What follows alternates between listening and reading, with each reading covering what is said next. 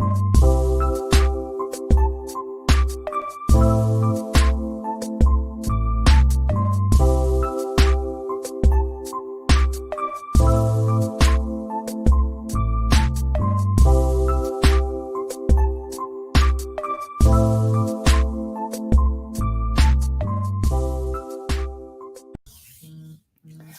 to Two Brothers Comics.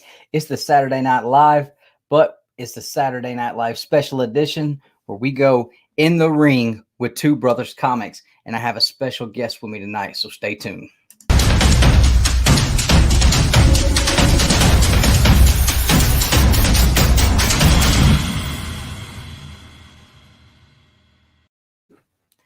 All right, guys. So I hope everybody has had a great weekend. I know we have got a late start tonight, but I had a wedding to go to today and it ran a little long, but we are here and we're going to get the show rolling. Like I said, I have a special guest. It is going to be a wrestling topic show. So there was a few people that I thought were just, couldn't do this without them. And one of them is here with me now. So welcome everybody to the show. My friend, my boy, Mr. Tony Sanders, the Tone, whatever you want to call him, he's here. Finally, the Tone has made it back again one more time. What's up, bro? Good to see you, man. I'm glad you could make it and hang out. Definitely. Anytime, man. Especially talking about wrestling. Like I was just talking to you backstage. I was watching Chris Jericho's live stream, which is crazy that he live streams on StreamYard, but he was live streaming and I was watching it and he was talking about AEW stuff, like the Matt Cardona, Long Island IZ signing with AEW, which was cool. Oh, bam! Eddie Kingston, for y'all you underground independent wrestlers that don't understand what's the man, Eddie Kingston is signed with AEW, which is cool, man. I mean, that's kind of a long time in the making. He's finally made it to the top. So. Oh, yeah. Nice. What's up, Ryan? Yes, I think we all smell what the Tone is cooking, man. All right. Let's see who all we got in the chat. We got Southern Comic Geek. What's going on, man? Comic Man Andy had to go to bed. That's all right, man. Let's see here. No, Bert, it is absolutely not tonight. No, sir. Oh, but I did see that post y'all put up of that the Power Rangers that you put on Instagram, and it jumped up like one. Man, I'm like, bro.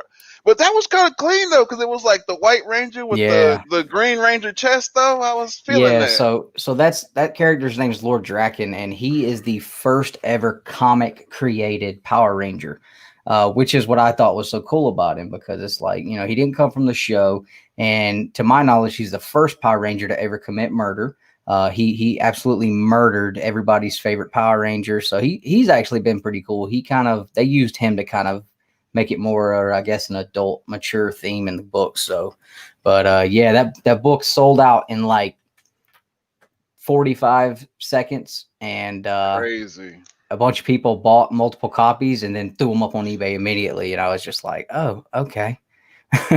Oh, and a quick shout out to you Transformers fans. Netflix has an awesome Transformers show. I've been peeping on like the last couple hours, binge watching it, so I gotta get back to that after the show. Yeah, I saw that today and I was like, man, I gotta check that out. No, it's on a real cool tip, because it's like they're not on Earth, which is cool. They're on Cybertron. It's like right on.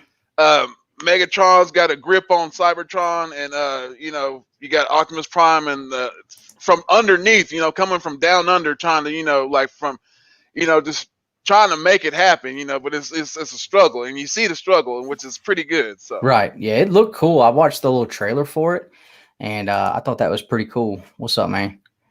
I thought it definitely looked cool, and I was like, yeah, I'm definitely gonna have to check that out. Yeah, it was one of those ones where it's like, even my my oldest son was like, and he's one of them ones that like he doesn't like Transformers and stuff like that, but I grew up on it, so I'm sitting there watching it, and he got into it because he seen the struggle. I was like, yo, you can see it. Yeah, absolutely. And like, I'm gonna say this right now on that. I know this is a wrestling show, but on that Transformer show, they do not hold punches, man. They don't hold back on it. So it's like, you remember the movie?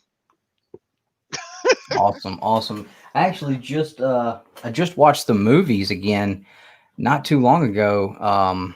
Last weekend, I think me and my kids sat down and we watched all of them almost. Well, I think we watched the first 3 or 4 before they went and before they changed from Shia LaBeouf to what's his name, and he thought they were pretty cool. But yeah, I definitely want to check it out. I think the only Transformers show that was on when I was a kid was when they were the animals.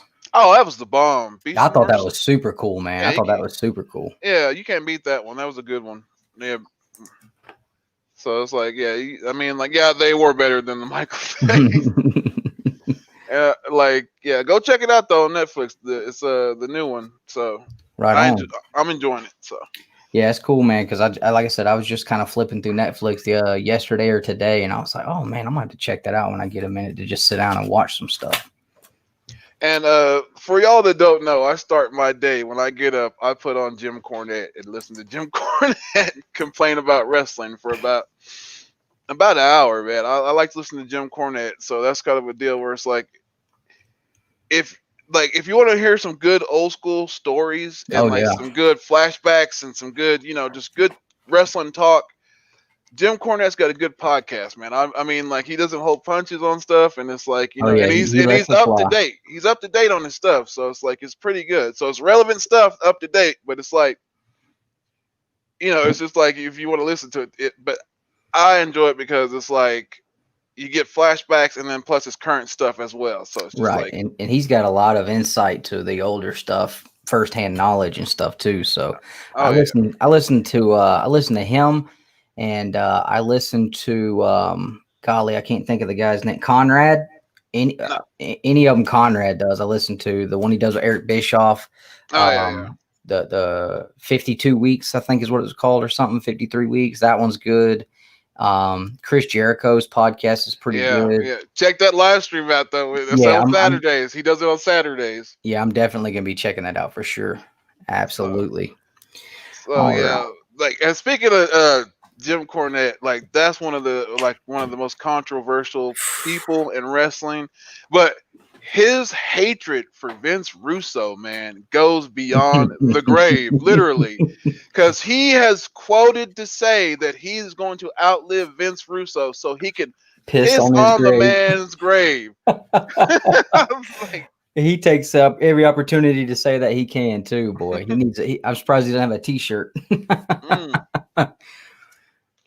But like, yeah, that's like, it's funny because it's just like, I don't know, like the wrestling going on right now, like the behind the I call it the COVID wrestling right now. Yeah. And to me, it's kind of a old school feel, and it's like NWA was doing it basically. If you were watching NWA on YouTube, which was pretty good at the time. And they were doing like a studio wrestling, which was like, they had like a little audience. And then like, this was like 1980s wrestling to me. It was like, they had like a little audience, a ring set up, and, the announcers to the side. And the guy comes out, cuts a promo, gets in the ring, does wrestling, gets jumped, goes back out, cuts another promo. And that's it. That's like, that was like NWA wrestling back in the 80s, man. If you know what I'm talking about, Oh, yeah. Oh, yeah, man. And that's where, I mean, back in the territory days and stuff like that, man, that was a whole different world there. Oh, man, that was like the stories you would hear. Like, literally, I heard this. Jim Cornette, speaking of Jim Cornette told a story of Harley Race, and they were trying to figure out if it was true or not. And Jim Cornette was like, it was possibly true that it was a story of Harley Race getting pulled over speeding by a highway patrol officer, right? And that's kind of graphic. Now, supposedly the highway patrol officer walks up on Harley Race's car. He's got beer bottles everywhere, drinking. And it's the world champion, mind you, drinking. And supposedly there's a naked little person, a midget girl, next to him. And the officer leans in and he's like, Harley, what are you doing? And like, literally, Harley looks up. This is what Jim Cornette's saying. I'm just dying laughing listening to this. And he says, Harley, without a heartbeat, just says to the cop, I'm having sex while driving with this little person. So supposedly this was a true story. So I was like, wow, this is crazy. This is like the territory stuff, because they would drive everywhere, man. So it was kind of, So like I like stories, you know, to hear stories like that and stuff, you know, like crazy wild stories, you know, just like, and you don't hear that about wrestlers nowadays because you know Nah. it's like they have to be so PC, you know, because like everything, you know, they've got some, you know, cameras and phones everywhere and stuff. It's like, Yep. Yeah, I mean, you can't you get caught doing anything nowadays. I mean, it's crazy. You ain't gonna get away with nothing. um, All right. Let's see. I've got a couple topics wrote down here, controversial topics, and some of these are topics that most of you guys will probably think is going to be on here. They're just always something people talk about, but I thought it would be cool for us to talk about. So I'll bring the big one up first. The Montreal Screwdrive. oh man, Now with the Montreal Screwdrive, do you agree that I guess the topic of conversation would be, do you agree that because of what Bret Hart was threatening, do you agree with them doing it the way they did it? Or should they have, I mean, just let him have it and then let him drop the belt the next night on Raw like he said he would do? What do you think? on that, okay, he had no contract. Like basically, it was, you know, he was basically, you know, he couldn't guarantee him the money, so he had a good deal. I mean, you have to look at it like this. This is how McMahon looked at it, and I look at it this way too.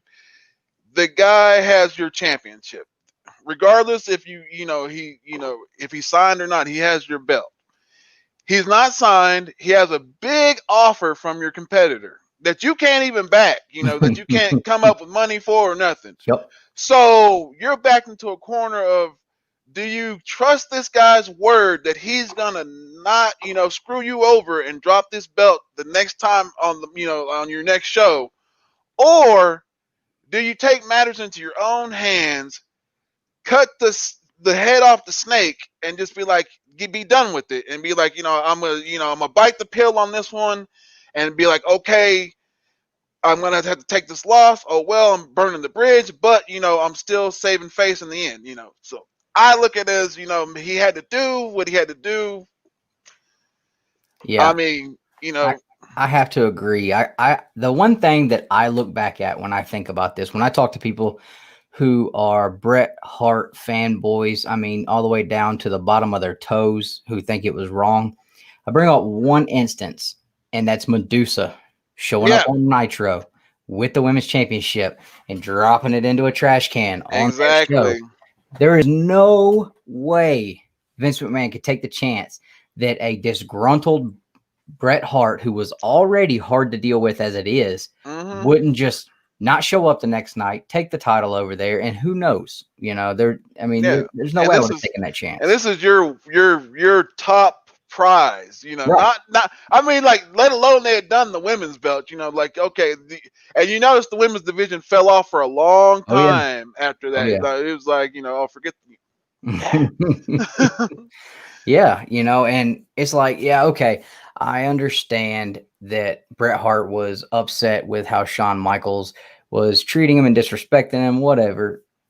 Shawn Michaels is and will forever will be my absolute number one of all time, and so I can definitely appreciate Bret Hart having issues with him, knowing the kind of person Bret Hart was. See, this was the deal with Bret Hart. Okay, now, to me, I don't mean to interrupt, but to me, the deal with Bret Hart was, when he got passed the torch, he didn't get it passed the right way. He just got, you know, because Hogan didn't really pass it to him like he should have. Bret Hart got the belt, and he didn't have it long. That's the problem. That's Bret's problem. Because Yoko beat him the same night, didn't he? Yeah, it was like he had it for a while. He had it like, like 2 or 3 times, like 2 times I think he had the belt. But like the first time he had it, it wasn't long. It wasn't very long. And then like he lost it to Yoko, and then Hogan came out the same night. And that's what it was. Yeah, Hogan came and beat Yoko the same night. Yeah. So it was kind of like, but and you know, the rivalry between them two, the fact that it was such a real thing too, made those two working together an awesome thing to watch. Oh, and you know, Bret legit Hart, heat. Legit heat. Absolutely. I know they went on live on Raw that one night and shook hands and said they put it behind them. I don't think Brett's ever gonna let it go though. The dude is just Because Shawn Michaels accused him of cheating on his wife. It's on national TV. If you did never catch it, sunny days, baby. Sunny days. Like, oh man, and Sean would know because he was all in that all the time too. So, but yeah, I mean, I absolutely look at it, like he had Pam Anderson at one point in time. Shawn Michaels, yeah. So if you don't know that one, check that out. But yeah, I definitely, I mean, I don't really think that Brett would have not dropped the belt the next night, but I look at it like, okay, like regardless, you're going to carry my belt. You're going to work my show. You still work for me. You're going to do what I tell you to do. If you're telling me you're not going to do it, then yeah, okay, well, we're going to do it the way we're going to do it then. And, Okay, like another situation, not quite as big, but it's 2011. You got CM Punk. Contract expires, wins the belt. And he even threatens to go to like a Ring of Honor or goes to, like, oh, I might go to, Impact or where he even threatens this, with the belt, and it's like, and we know it's, it's just, it's a work. It's not really a shoot. It's a work, So people, and what a work is made up bull stuff, but it looks like it's real, but it's right. So that to me was a work, but the Montreal Screwdrive was actually a shoot, which was like, Brett wasn't in on it. They, pretty much, like left him out in the dark. The people that were in on it were the ref, Shawn Michaels, and definitely McMahon and the bell ringer. Don't forget the bell ringer because he was like, yeah. And I can appreciate too Vince McMahon trying to keep Shawn and Triple H and out of it as much as possible and try to hide the fact that they knew for as long as they did. But at the same time, I mean, I think most people would have pretty much, already knew like they had to be in on it. I mean, and then you get all the backstage controversy after it where, Vince goes in to talk to him and Brett tells him, I'm going to go take a shower and I'm going to come back in here and get dressed. And by the time I'm getting dressed, if you're still standing here, I'm going to knock you out. And he popped him. He did. Yeah. Because McMahon had that eye, So. And it's funny because I've heard Brett talk about it, and Brett swears he caught McMahon with like a hard uppercut. I heard Taker talk about the same thing, and he didn't say anything. But he was like, yeah, I know Brett, kind of says he, hit him with that. He's like,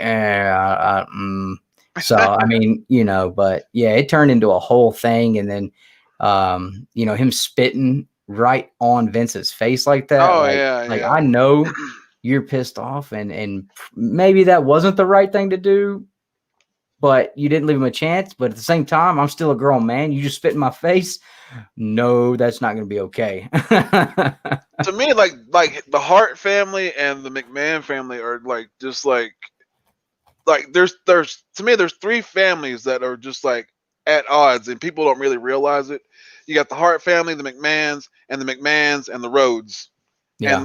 And the Rhodes, man, I don't care. Go back and look at it, man. Like they did Dusty Rhodes was McMahon's competition back in the day. If y'all don't really understand what I'm talking about, like he was a booker for Crockett Promotions. He was a booker for which Crockett was WCW eventually. Yep. And so basically, whenever he came to WWF, y'all don't remember Dusty Rhodes with the polka dots and stuff, and he had to dance around and shuck and jive and that was his punishment. That was supposed to be a punishment, and but he took it and he made that iconic, man. Yeah. He sold that out. I mean, he and see like that was something. That's something that's cool when you can take something that here we're punishing you with this, and you turn around and sell it and make it huge, and people love it. I mean, there's no other way to kind of get back at somebody. Yeah. He's like, not only am I going to take this, I'm going to make a lot of money for you and myself, and you're going to eat this. You're going to eat off of this as well as I am. And that's what he did with it. And it was like, but like, even to this day, you got Cody fighting for his, he wants his last name, he wants the Rhodes name, and you got. He wants all these for AEW. He wants, Bash at the Beach. He wants, he wants the Great American Bash. He wants all this.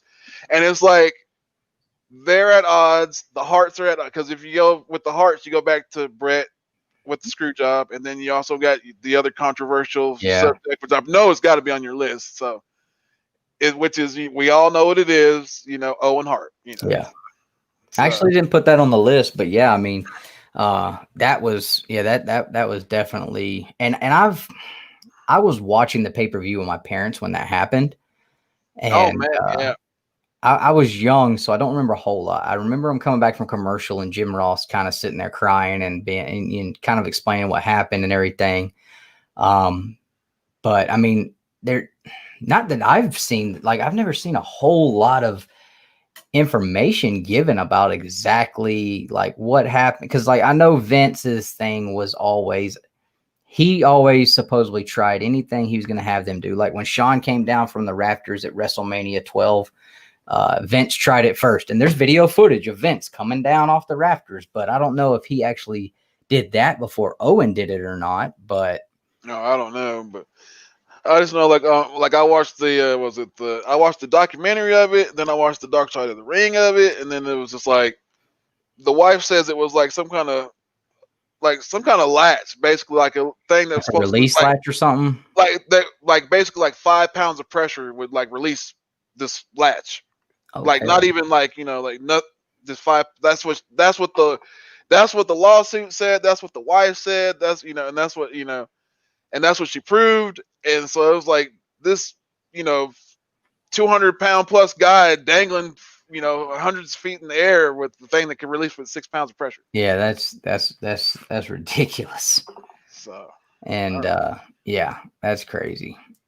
And and then like that they had him doing that blue blazer gimmick, which was that was a joke, but he made people love it. I mean, he made people love it. The day after that pay-per-view, me and my mom and my brother and sister, we were in Walmart doing our grocery shopping. Me and Nick would go to the toy section and look at toys while Mom was grocery shopping. I found a blue blazer action figure the next day and had my mom buy it for me. I've still got it on card and everything.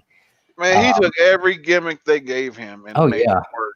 Oh yeah, he was a great talent.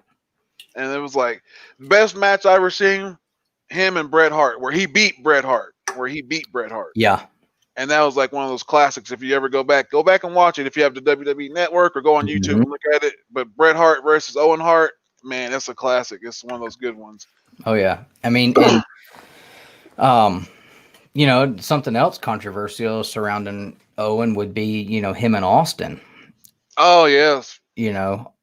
Owen 316 says, "I just broke your neck." I was like, yeah, bro. Yeah. Speak about it. Because I wasn't watching wrestling. I guess I was a little too young at that time, but later on going back and watching it, I'm like, they let him have that t-shirt. That was a real thing. Yeah. Oh but yeah. You gotta think about, like, this was the Attitude Era. This was a whole different realm that they were playing with, and a whole different set of rules. And but yeah, I mean, it was one of those ones where he had the shirt. And then then Austin to be able to in some way finish the match, and then walk out of there like that being the toughest SOB on the planet thing was not a joke. He lived that. Oh yeah, like you can see it in the ring too. Well, go back to the one with him and Bret Hart where he passes out and he's covered in blood and his face all covered in blood, and he's just passed out, and like Bret's got him, and it's done. It's a wrap, And he doesn't.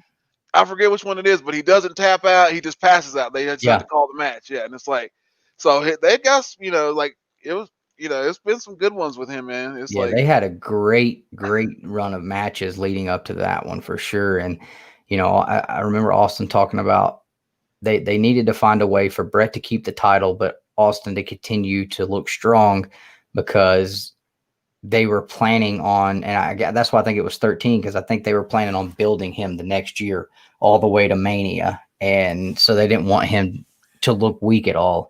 Oh, speaking of Austin and Comic, if you don't remember, Austin and Pillman, the loose cannon, and the gun incident. Oh man, talk about some good TV. That scared me to death as a kid. Because you thought it was real. I did. I thought it was real. I turned around and looked at my mom, and I was like,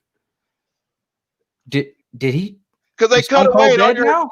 yeah, like they did the gunshot and then they cut away like this Yeah. was a commercial, and you thought Stone Cold got shot. Like, oh, Yeah, and that yeah, was one of my earliest memories, and it might have been the first time I saw Brian Pillman, and so he really looked. I mean, scared. Yeah, he looked scared. Like he like, scared and deranged, like and his face. it was like that was the first time you seen like someone like it was like a home invasion. This basically that's what it was. Like Yeah, Austin, tore everybody up. What's up, Chaos? What's up, Ryan? I see everybody in here. But yeah, that was Austin tore all the guys outside the house up and then come busting through the door, and Brian sitting there with his crutches and just his wife was there too. Like yeah, his wife was there and like she was screaming and stuff, and it looked real. Like yeah, but it was a work, but you thought it was real at that time because wrestling to everybody at that you thought some point was real. yep, yeah. That one definitely. That was one of those when I was younger. That's probably my first memory of getting really sold on something being real. That as an adult now, I would be like, yeah. but as a kid, like, I just couldn't believe it. I just blew my freaking mind. See, what I always thought was funny was like that was a good one, but then like they went back to the well when they did the Triple H Randy Yeah, Orton home I was thinking invasion, about that and too. yeah, and it was like not as good. Yeah, I mean, I he was threw him straight through the window outside and everything, but yeah, like, they nah. had that was a good build up to that WrestleMania match too, though, with Randy handcuffing Triple H in the corner and then kissing Stephanie and Oh yeah, yeah, the punt kick and all that oh stuff. yeah. I Yeah, mean, that Triple was H it. is That was Randy at his best to me. That oh was like, yeah, that's what I was about to say. Triple H he is a great heel, much better heel than he is as a face. But Randy Orton, like that dude, he was made to be a heel. Like that is okay, his wheelhouse all I'm day. gonna say something controversial that's gonna make a lot of Triple H fans mad at me. And this is not something that I've always said, but it's something that I've said every once in a while. If you think back and look at it, and it's been proven, and like a lot of people say it, but it's like, and I know he's Hall of Fame caliber, and he's like the boss up there, and this and that. But to me, Triple H was always the guy that worked with the guy. What? Come on, man. I mean, like to me, No, it was like, dude. all right. He had to work with. He's kind of my dude, though. He's the game. I give it to him. But like, if you go back, like, all right, because I grew up watching him as like he came from as Terrorizer from WCW. Then he was Hunter Hearst Paul Helmsley. Levesque. Then he was Paul Levesque. Then he was Hunter Hearst Helmsley. And like I watched all this transition, and I never took him as the guy, and then like. He never then like when he was with DX, Shawn Michaels was the guy. I'm sorry to say, Shawn Michaels was the Oh guy. yeah, absolutely. Triple H was like his sidekick, his buddy, and like he was never really considered the guy. And then like he took over DX, and that's when he made his move. When he took over DX, when Shawn Michaels got hurt and like left, and he had DX still. He took that and ran with it, and he ran all the way to where he is right now with it. And Yeah, I'm not gonna hate. And I'm not gonna hate on that. Oh yeah.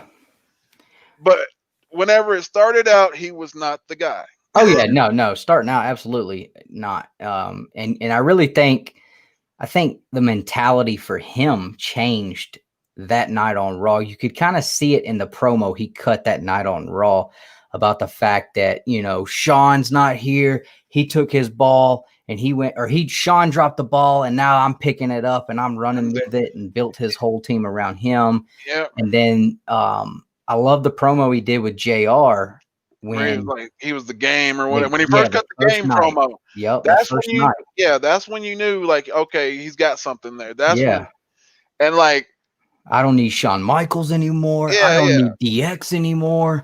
Yeah. Changed his look up. He came back, jacked and stacked, changed up his intro music. And he would come to the ring with China and he just looked like a beast, man. Yeah. It was like, hey, that's when you could buy into, all right, that's the guy. Yeah. That's the guy I'm going to put my belt on. That's the guy who's going to run this show. That's the guy.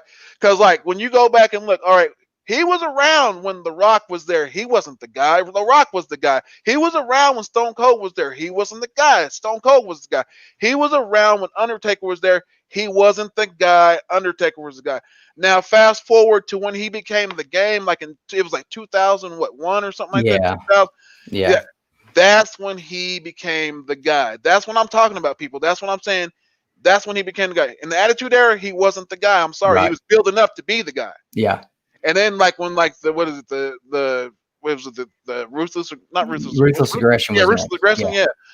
That's when he became the full-fledged, the measuring stick, or as I like to say, the sledgehammer. That. Yeah. So that's when it happened. And I think one thing that kind of slowed that down for him too was the curtain call. The infamous curtain call. Everybody knows. Controversial. Yeah, I mean, he had to take the blunt of that. And a lot of people give him crap. Oh, he married the boss's daughter, so he could do that. I don't believe that for a minute, dude. That guy took that punishment. He didn't cry about it. He didn't whine about it. He ate shit, literally. For a year. If you and they will tell, all right, Cornette talks about, because Cornette worked there, and he was like, when they did the curtain call, man, he said Pat Patterson, all the old school guys flipped their shit backstage. They lost it. And and McMahon at the time, these were his golden boys, these, except for Triple H. Right. All the other guys were golden boys, and Sean Waltman wasn't there. So Sean Waltman was spared from the whole thing. Right. Yeah. So, and even so, Scott and Kev, they're leaving. He can't touch them. Sean's on top of the world. He ain't gonna do nothing to Sean. Sean was like a son to him. Yeah. So it's you got to take it. And he did, and he came back from it. And, but I mean, to me growing up, I mean, there was nobody after, the Austin and the Rock and Taker at that time, after all of that stuff, once we started moving to that next generation, Nick, he liked Lesnar. I wasn't a huge Lesnar fan. I didn't care about any of the other guys. I wanted to see Triple H. I wanted to see him beat the piss out of everybody with the sledgehammers. He had the best matches with Mick Foley. Those two had, for people to say, Triple H was a selfish that dude put himself on the line just as much as Foley did in those matches. He took a beating too. And, people say, oh yeah, well, he always wants to put himself over. He doesn't want to help new talent. He built NXT. He made the Performance Center happen. He is pushing what you're seeing now. Okay, he took the title a couple years ago in the Royal Rumble. Nobody wanted to see Roman win it. Everybody was complaining about Roman having the title. You know what? Who else was he going to put it on at the time? It made controversy. His point of taking the belt, if you look at it from the business standpoint, well, people, who do they hate more than Roman? Who would they hate to see have the title more than Roman? Oh, me. So if I take the belt, then I face Roman at WrestleMania. Hopefully that will turn the crowd against me, and people will want to see Roman win. Then it didn't work out because they still weren't happy. But I've never looked at him as being, just 100% selfish, want to beat everybody and run everybody in the ground. I'm sure it happens, but it happens. Cena did it too. Then so. Yeah, but my whole thing is nowadays a lot of people don't realize the difference between a face and a heel. And it's and it's nothing, and it's the crowd cheers for who they want, who they like. Sometimes it's they like the guy's entrance, or they like the guy's, it might not even be anything, their finishing move. They might like that, know. But it's something that gets that guy over is what gets them, and it's that's what the crowd likes. And it's but it's never oh, I like this guy because he's been whooping this dude's butt all year long, and he's not taking no crap from this guy, and it's or it's I miss, if you go back and watch old school wrestling, Arn Anderson, guys like that, you knew that guy was coming to whoop some ass, and he was a heel. It's you look out, you don't want to mess with this guy, or Black Jack Mulligan or Black Bart, some guy, guys like that you knew was all right, those are heels, don't mess with them, right? And it's and you knew who your faces were, and it's nowadays it's the best one that did it was Stone Cold, because it was a blurred line, it was he started out as a heel, became like so popular, he became a face, and it was just like, and same thing with The Rock, he started out as a face, but it was reversed though. It was like he started out as a face and became a heel and got over, Yeah. Yeah, they hated him in the beginning. So. Oh yeah. So it was just like, it's just like the faces and heels thing. And like that was always thought was funny, was like when Dolph Ziggler would come out and he'd have like, heel, hashtag heel and stuff. He's telling you people that he's a bad guy. Quit cheering him. Yeah, I love that guy though. I'm telling you, I'm such a huge fan of him. I know he is so like, oh man, I wish he would go somewhere else. Yeah, I mean, could you imagine if he was to go like to AEW? I mean, the dude, like anywhere else, he would be running the stuff. I mean, yeah, he would be like the top guy there. He'd be like, because I'm just like he was like always one of them dudes, like like, yeah, they put like the world belt on. Like to me, it was like anytime they put like, because like to me, like we were just talking about it before the show, like to me that world belt behind you is the belt. Yeah. That's always been the belt. Like I don't care about WWE's belt. I don't care about Impact's belt. I don't care about Ring of Honor's belt. I don't care about New Japan's belt. That belt at one point in time was the measuring stick of the man. Absolutely. So absolutely. And the thing that sucks with Ziggler, like the 2 times he got it, he got screwed because he got like had some kind of like off the wall injury that took him out, and he had to drop the belt. Like it sucked, but back to Triple H real quick, and then we'll move to the next thing. I was gonna say, like to me, the most over he's ever been was after he tore the quad in the tag team match when he was tagging with Austin, which to me was one of the most entertaining tag teams ever. I forget what they called themselves. It was Triple H and Austin, but I can't remember. But I just remember like they had good matches. They had good matches. Yeah, man, their run-ins, they were bad dudes, and they were going against Jericho and somebody, but Triple H tore the quad off the bone. He was out for like 6-8 months or something like that. He's supposed to be out a year, and he shows up at Madison Square Garden and announces he's going to be in the Royal Rumble. But the freaking place, I mean, he come back and, I mean, was twice as big as he was before, wearing that jacked up cut blue jean jacket. Oh my gosh, man. Every time I watch that, I'm like, man, I remember like how excited I was about that. It was so cool. And the Royal Rumble that year that he won was in Atlanta, and I didn't get to go, and he won. I was like, oh, I wish I could have been there. But yeah, I mean, everybody was pumped about that because, I mean, he was the first one to really get that kind of injury that would probably end most people's career and come back that quick like he did. Like that was and the way they documented it all the way through, like that was kind of the first time that I remember something like that happening. So it was a big deal. Man. So what we got next on the list? All right, so let's move over to the WCW side of things. And these are all going to kind of go back towards the 90s era here.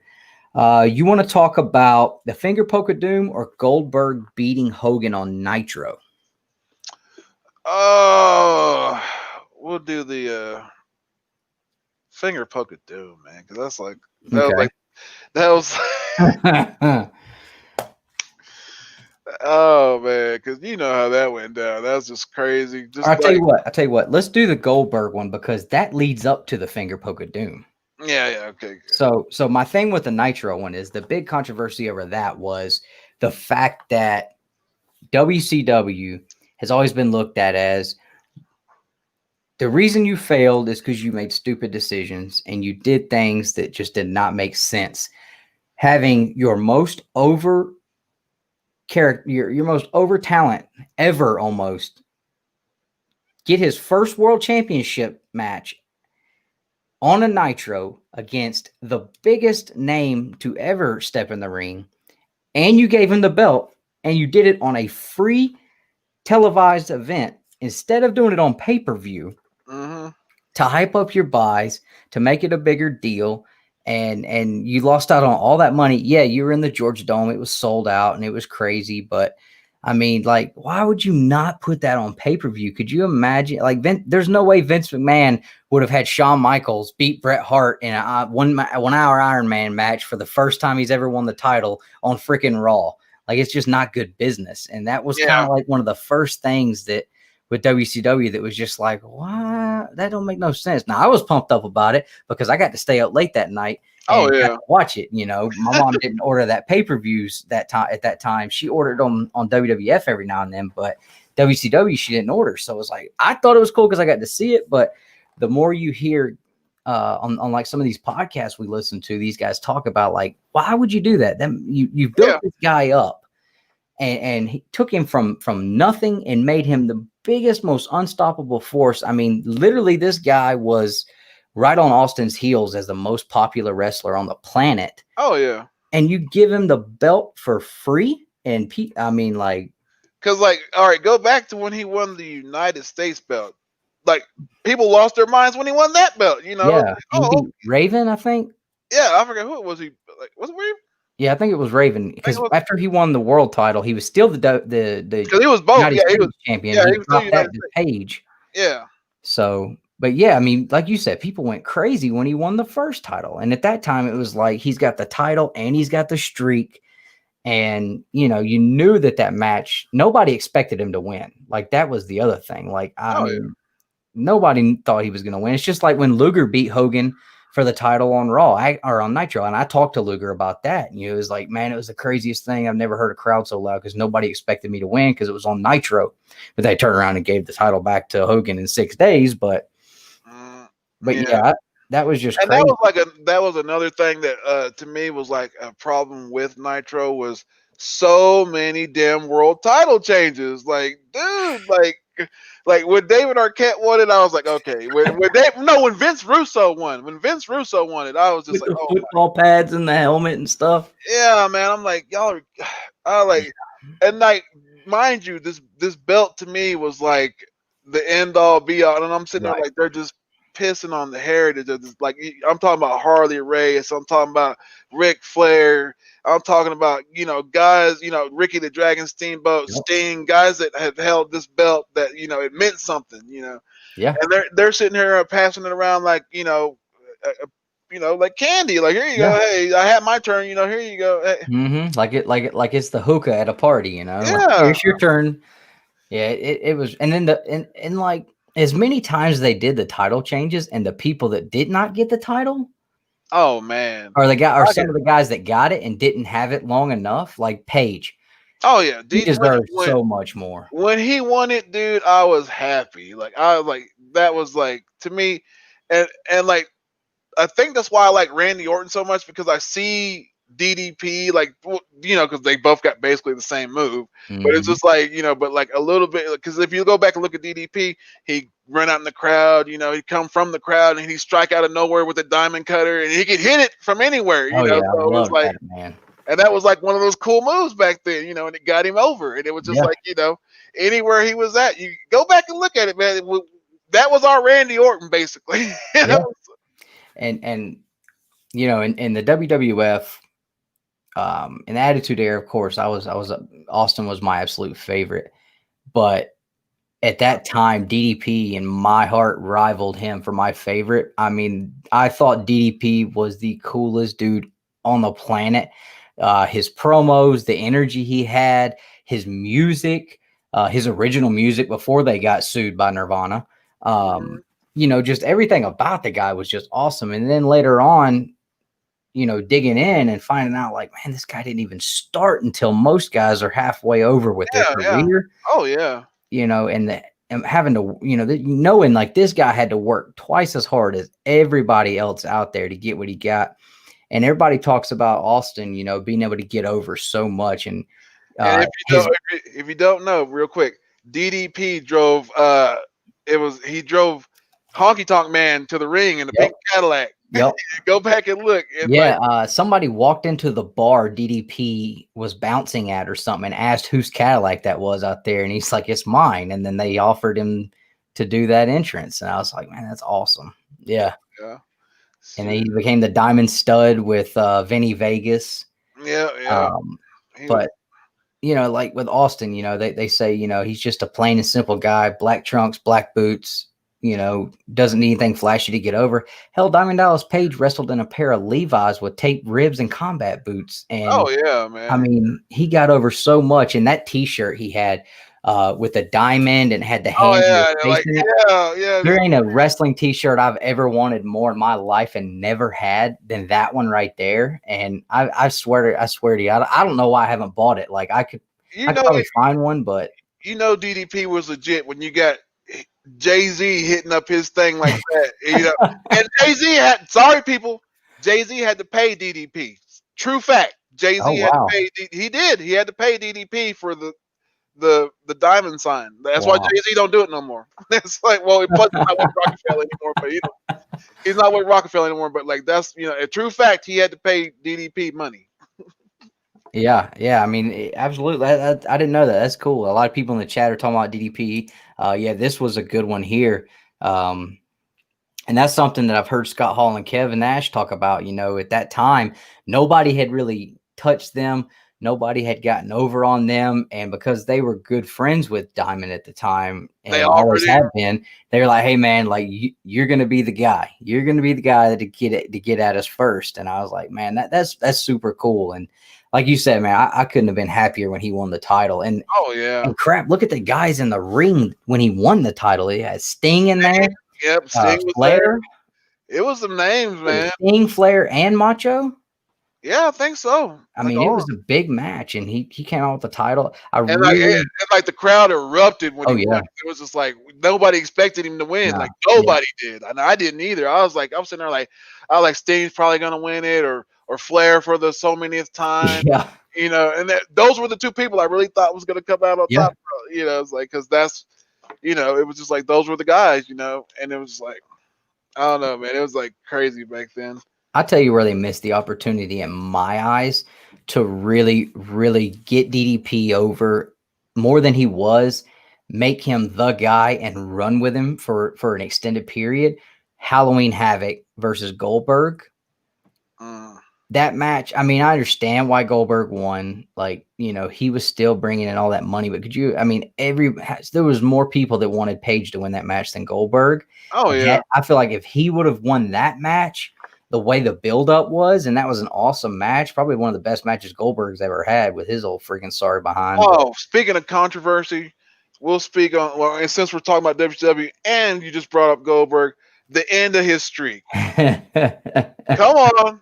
Yeah, and okay, so we can go into that, and that will actually lead us into the next topic with the finger poke of doom, because that was the next night. But yeah, I mean, so they build this guy up, have him squash every freaking body. I mean, nobody has touched this guy. They give him the belt on the biggest Nitro that's ever happened, and then turn around and end his streak with a friggin' taser.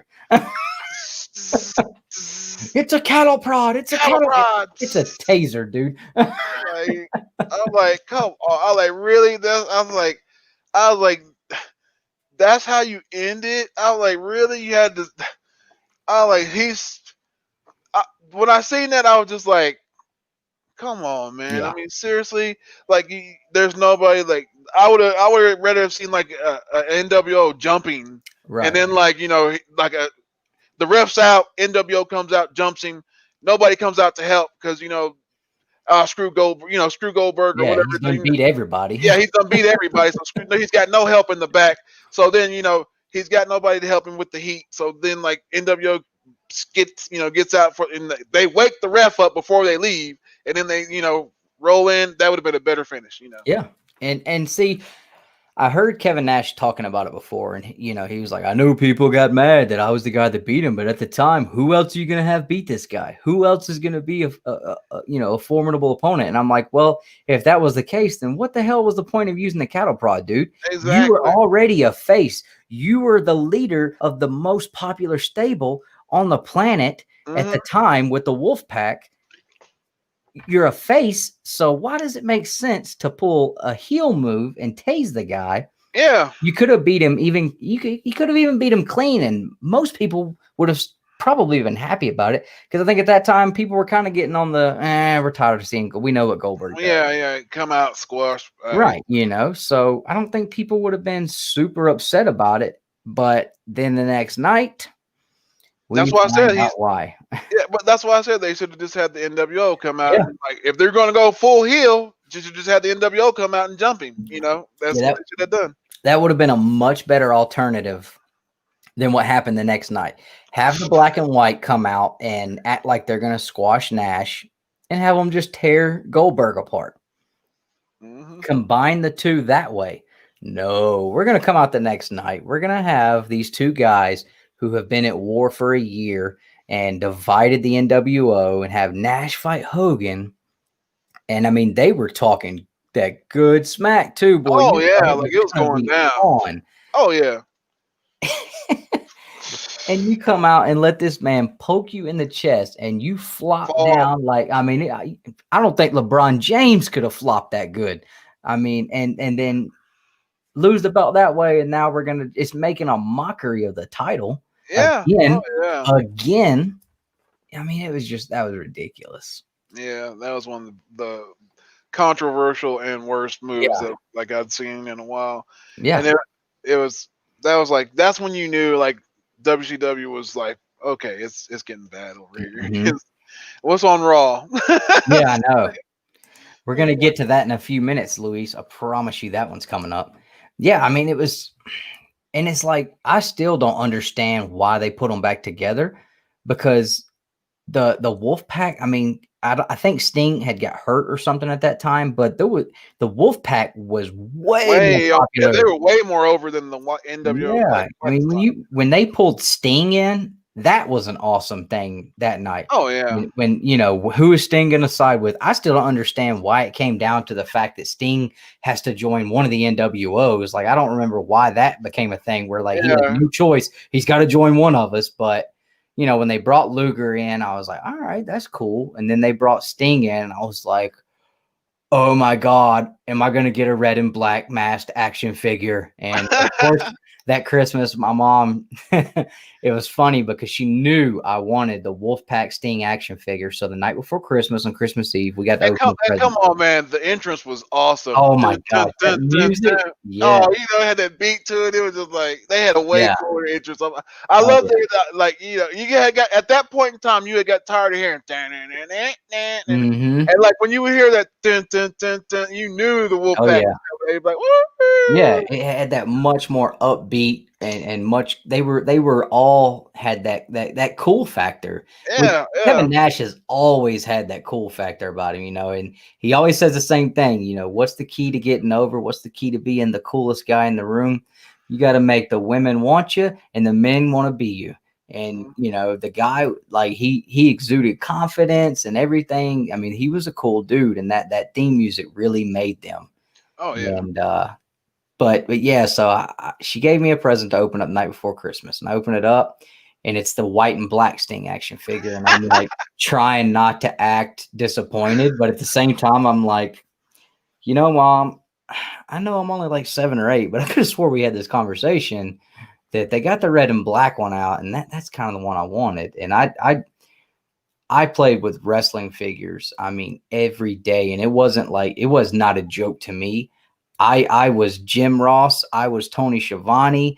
I was able to work both guys. I could use different fingers to work them all. You know, my cousin or brother would want to play, and they'd want to have them flying around like superheroes, and I'm yelling at them, nuh-uh, they don't do that. Like, you can either work a match. Yeah, you can work a match, or you can get out my room. Exactly. So, I mean, I probably had 100 or more of them. And actually, my kid now plays with some of my old ones. So it's cool. I get to play with him with some of the old toys I played with. But the next day on Christmas, I'm opening up she got me more wrestlers. And I think the New Age Outlaws was probably the one I got most excited about until the last present she pulled out, and it was the red and black Sting. And I like to had a fit because I was like, oh, I got both of them. So I got the red and black. You know, it was the coolest thing. Like, oh, the imposter Sting. Remember that? But yeah, I mean, there was a guy that used to print T-shirts out of the back of a van at a gas station out here. And I remember my mom taking me up there because we were passing by, and he had wrestling shirts out. And she went over there. She got me a red and black NWO logo shirt pressed out from him and everything. Like, yeah, it was bootleg, but I didn't know shit. To me, it was it was red and black NWO. That's all I cared about. I had the red and black, or the red and black NWO Sting T-shirt. I mean, I was all in on them. But you know, they crushed it. Yeah, they did. But I tell you what, I wished NWO 2000 had a better shake than they did. They just got hit with injuries so bad, but I would have loved to have continued to see Jeff Jarrett run that faction. Oh yeah. That time, Jeff Jarrett was, I mean, that dude was on top of his game. That was my man. He cracked me up. Like, I had never heard the phrase slap nuts until he was on TV, and I was like, "What the hell?" He was like, "Listen here, slap nuts," and I'd be like, "What the fuck is he talking?" And he had it on the guitar too, man. I Yeah. loved it, man. I loved it. He cut the hair and had that slick back, cool look And with like the glasses, and his finishing move was pretty cool too. The stroke, because yeah, I used to like his move, man. It was cool. It was like, and I love the name. And it was like, it wasn't like, and I'm not talking about the long hair with the roadie Jeff Jarrett. I'm talking about the haircut, held up. Speaking of controversial, Jeff Jarrett, when he lost the Intercontinental title to China, he was another one of those ones that was not under contract that had a title around his waist, the Intercontinental belt. Here's another story, people. And you can go look this up from Jim Cornette. Actually, Jeff Jarrett will probably verify it too if he talks about it. I think somewhere he does. But he held that belt ransom for, I believe it was the sum of, was it 300 something thousand or something like that? 300 something thousand. It was a lot. It wasn't a little bit. It was a lot of money. And this is for one match, to give this belt back, people. One match. And now, mind you, you can go back and look at this. He does drop the belt to her and leaves the company. Next night is on Nitro talking about he's got the stroke. And this is why, that there is a 90-day compete clause. Another reason why there's a 90-day compete clause, people. That is why he is a controversial person. And how he got into the Hall of Fame, I'll never know. But he made Oh, Kurt Angle's wife. Yes. Oh my gosh, he lost the company, but he stole his wife. So hey. Yeah. So that's a true story about Jeff Jarrett holding the Intercontinental Championship. I didn't know that. I know Flair did something like that. Like Flair took the belt because he said you had to put. Flair said you had to put like a deposit down or something, like a bunch of money when you got the belt, in case you decided to keep it. So he was just like, well, fine, I'm keeping it then. And like, so I don't remember all the logistics of it, but I know something like that. That was because the president at the time was Jim Hurd, which this guy used to be like a CEO of Pizza Hut. So he had nothing to do with wrestling. He didn't know anything about wrestling. He just knew how to run a company. So in his mind, Ric Flair wasn't a guy that he could promote as if you go back, this is when WCW had like the ding dongs, and they were trying to be like WWE like, because WWE had all those gimmicks and stuff. Yeah. And like if you went to watch WCW, it was more real, because it was like they didn't have gimmicks. They had real guys that would wrestle, and like you might get hurt. Right. And so he was trying to switch it up, and so he wanted, like, this is at the time where like he wanted Ric Flair to cut his hair, and like they wanted this true story, y'all. You can go look this up. They wanted Ric Flair to do a gladiator gimmick, like no 13. I'm talking about Ric Flair, multiple time champion Ric Flair. They wanted him to switch up the Nature Boy gimmick and do a gladiator gimmick. Not Jim Hurd, this guy. So this is what he wanted Ric Flair to do, and Ric Flair was like, "I'm not doing it. I'm the Nature Boy. I don't have to do this." And so like this is why he left and went to WWE or WWF or at the time, and he had the belt still, right? And so Jim Hurd was like, hey, we need the belt back. Well, Ric Flair was like, I need my deposit back, because you had to put a deposit on that big belt back there that you got. You had to put a deposit on it, people, in order to have it. Because like if you lost it, that was their, you're covered. Okay, I lost the belt, people. I was flying cross country, and the luggage got lost, and I lost it. That you had to put a deposit on it. Right. So they refused to give Ric Flair the deposit back. So whenever Ric Flair didn't get the deposit back, that's why you started seeing Bobby Heenan on WWF holding the big gold belt. That's why you seen Bobby Heenan, holding this belt, cutting promos, talking about the real world's champions coming and this and that, and Hogan better watch out, and the real world, that's the reason why that you have people that, like, that's why Ric Flair's belt, right, and like the big gold belt showed up on WWF. So. Okay. Yeah, I knew there was something. I wasn't quite sure what exactly it was. So, yeah, I'm sorry, I'm just an encyclopedia of wrestling. Oh man, you're good, dude. I love it. I love it. I love it because I know a lot of stuff because like we talked about earlier. I listen to a lot of podcasts too. I love watching the documentaries. Anytime the documentary ever gets put out on any of the guys, like I love it, and I like the ones that WWE does. I like the ones that they don't do that other people do. Like 30-30, like the Ric Flair one was good. The Andre. What is that one on? Giant? The one on YouTube that we were talking about earlier. I can't think of the name of it. What was it? Crap. Because they did the Montreal Screwdrive. They've done Dark Side of the Ring. Dark Side of the Ring. Yeah, those guys, man. I really enjoy theirs. That one they did on oh man, what's the guy's name? Blackjack? No, New Jack. The one they did. You talk about controversy. I don't even want to get into that guy, but that is a crazy bastard right there, boy. When he was talking about, I wanted to kill that guy. I tried to kill him. I was like, yeah, he stabbed him like 17 times in the ring. Mm-hmm. And the one guy he threw off the scaffold and said, "I tried."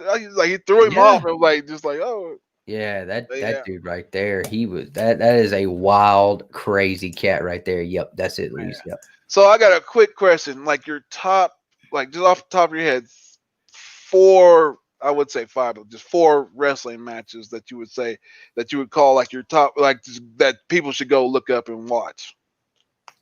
All right, go ahead. I'll give you time to think. I'll just throw mine out there real quick. Give you time to think, and I don't hope I steal any of yours. But my number 4 had to be when The Rock won his first world championship. I don't care what nobody says. When he won his first championship, I was ecstatic. All right, number 3 would be, has to be, I'd say, the Macho Man Steamboat match. And then I'd say number 2, Mick Foley, Hell in the Cell with Undertaker, just because like how crazy like that was. And my number 1 has to be Ric Flair, and nobody, I don't even know if nobody knows about, but Ric Flair versus Ricky the Dragon Steamboat, best out of 5.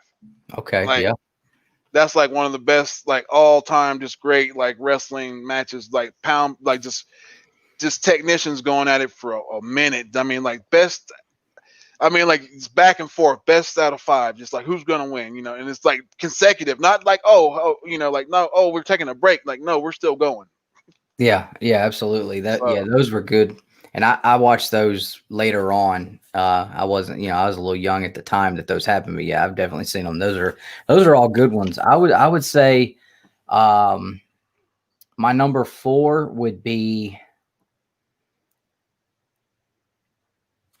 both of the Taker versus Shawn Michaels at WrestleManias. Oh, they were good. The first one though. Yeah, the first one was hard to beat. Yeah. I don't even know, like the first one was just so good. Like it was just like. I watched it and I was in awe. I was like, wow, that's like for them to be the how old they were and just to go the way they were going and just like, yeah, that to me was like Taker at his best. Not the Goldberg Taker fiasco and like that was like just like that was the last time I think he was really able to go. Yeah.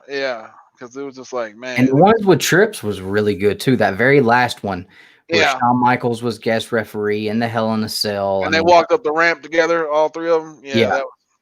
That was really good too. Yeah. My number 3, I would say Hogan and Rock. And the reason I say that is because, one, how iconic the match was, the build up for it.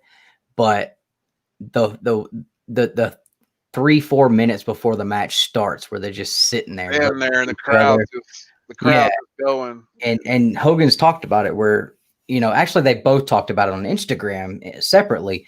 They kind of look this way and they kind of look this way. And then, he's looking that way and Hogan kind of looks back and gives that little crooked smirk. Like, dude, we've got it right here. He was pumped about it. But the fact that the crowd changed so adamantly from hating Hogan to loving him, they hated the Rock. Oh yeah, that was awesome to me. and Hogan didn't do horrible in the match. I mean, Oh no. he did pretty good. So that was a huge match, and I think it really paid off really well too. Because it was like icon. It's still like one of those iconic, just like when you think about it, they bring it up still, like, it's iconic moment. Icon versus icon, basically. Yeah. And, the Shawn Michaels Hogan match at SummerSlam was great. I love the build up to that where Shawn was the heel, making fun of Hogan, dressing up with him, brother. I love that, man. I love Shawn Michaels as a heel. Man. Shawn Michaels as a heel. Classic. He's classic as a heel. It's just some guys can do both, and he can do both. But I mean, if I had to pick one or the other, like as a heel in the 90s, and I'm in the last subject we talk about, we'll get to that. But fantastic. My number 2 would be The Rock and Mankind in the I Quit match. Oh yeah.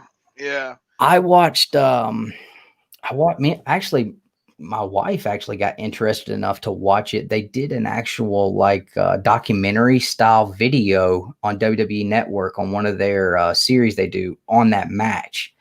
And just seeing after that match when Foley's handcuffed behind the back and just taking those chair shots over and over. And I mean, Rock was putting the wood to him. Oh, and yeah. You see how busted his head is in half. And his kids and his wife are in the front row crying. She had to leave. And then they come backstage and they are watching him get his skull sewn back together. And, before the match, of course, he's backstage with the kids and The Rock comes up and Austin comes up and they're talking. And he's like, this is The Rock. This is The Rock. He's Daddy's friend.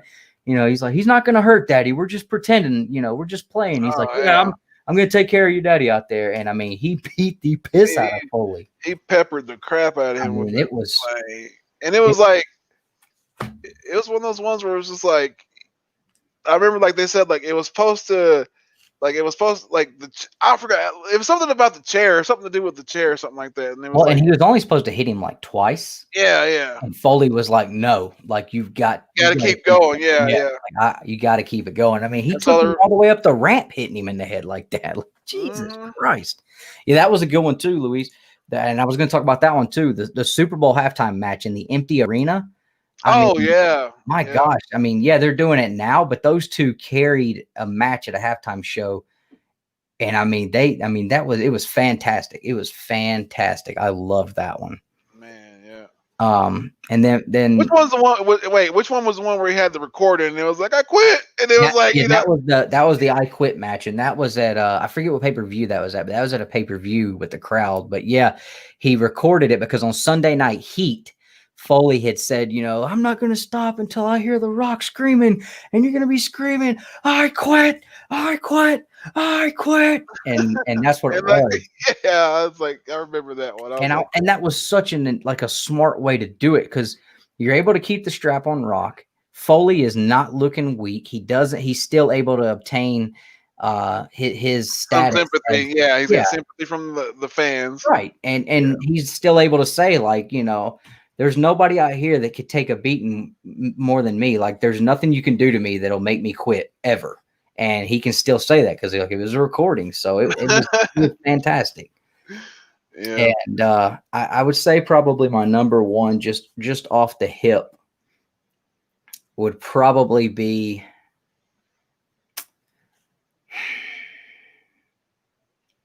I wish the match had been better. Had the match itself been better, I would love to pick Austin and Michaels at WrestleMania 14.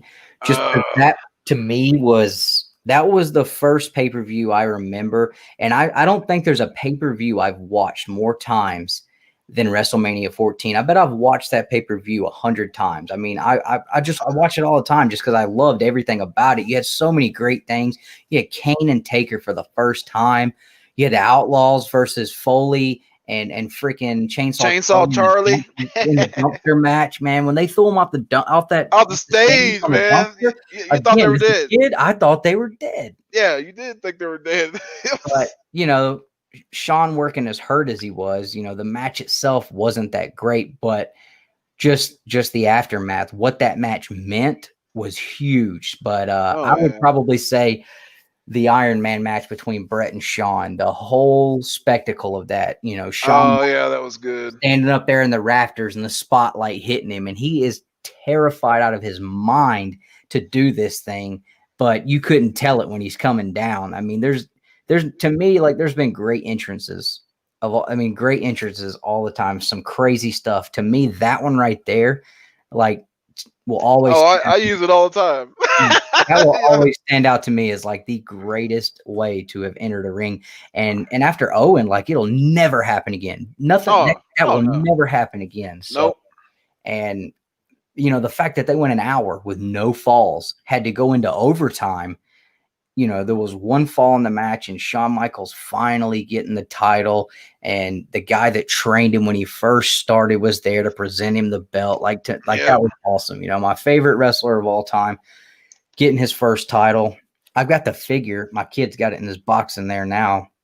But I got the figure. My mom bought it for me for Christmas, and I was like 17. But it was like a special one, and he had his attire for his entrance on, and you take it off, and he's got, you know, the ring attire for that match. And I wished I'd never opened it so that it wasn't all tore up. But when me and my kid play with the wrestlers, man, like, he knows that was daddy's. You don't get to play with. I get to be him. But that's definitely my favorite. Oh yeah, heck yeah. That was my my stepdad's favorite was Shawn Michaels. He used to sweet chin music, man. That was like, I used to love when he'd hit it and then he'd just kind of look back like, oh damn. now, do you know that was not his original finishing move though? Like, the sweet chin music was never his original finish. It was in his repertoire. It was like he had it, but it was never his finishing move. It was like Flash or something. Yeah, like some weird move he had. I forget what it was, but like, it was like.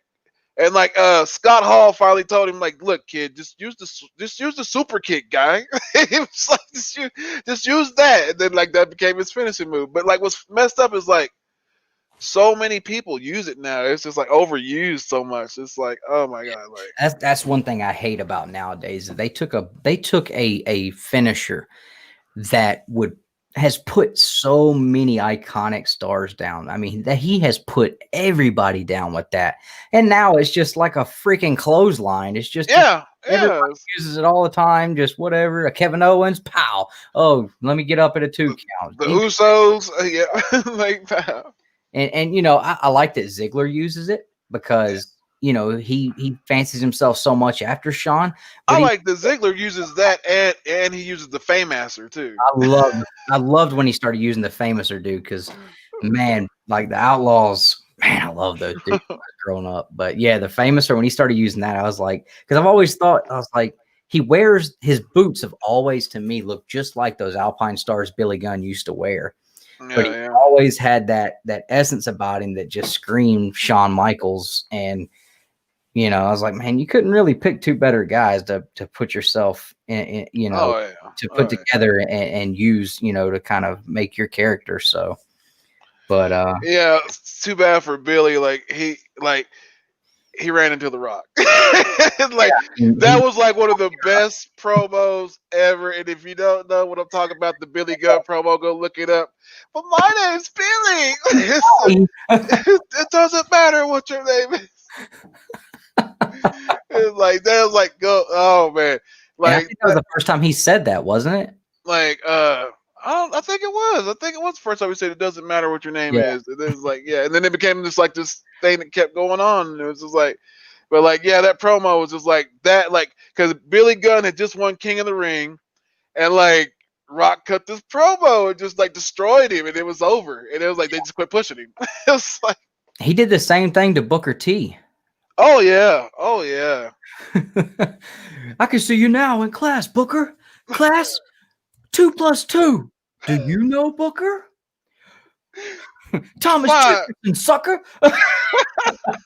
That killed me. Oh my god, that killed me. Oh man, I loved it. Like, I loved it. Oh, speaking of Booker, man, like the best, like him and Stone Cold in the grocery store, man. Oh my god, yeah, covering him in milk, beating the hell out of him. Yeah, like that was like one of the classics. I miss brawls like that, man. Those were like awesome. Like, he ran him down the daggone register thing.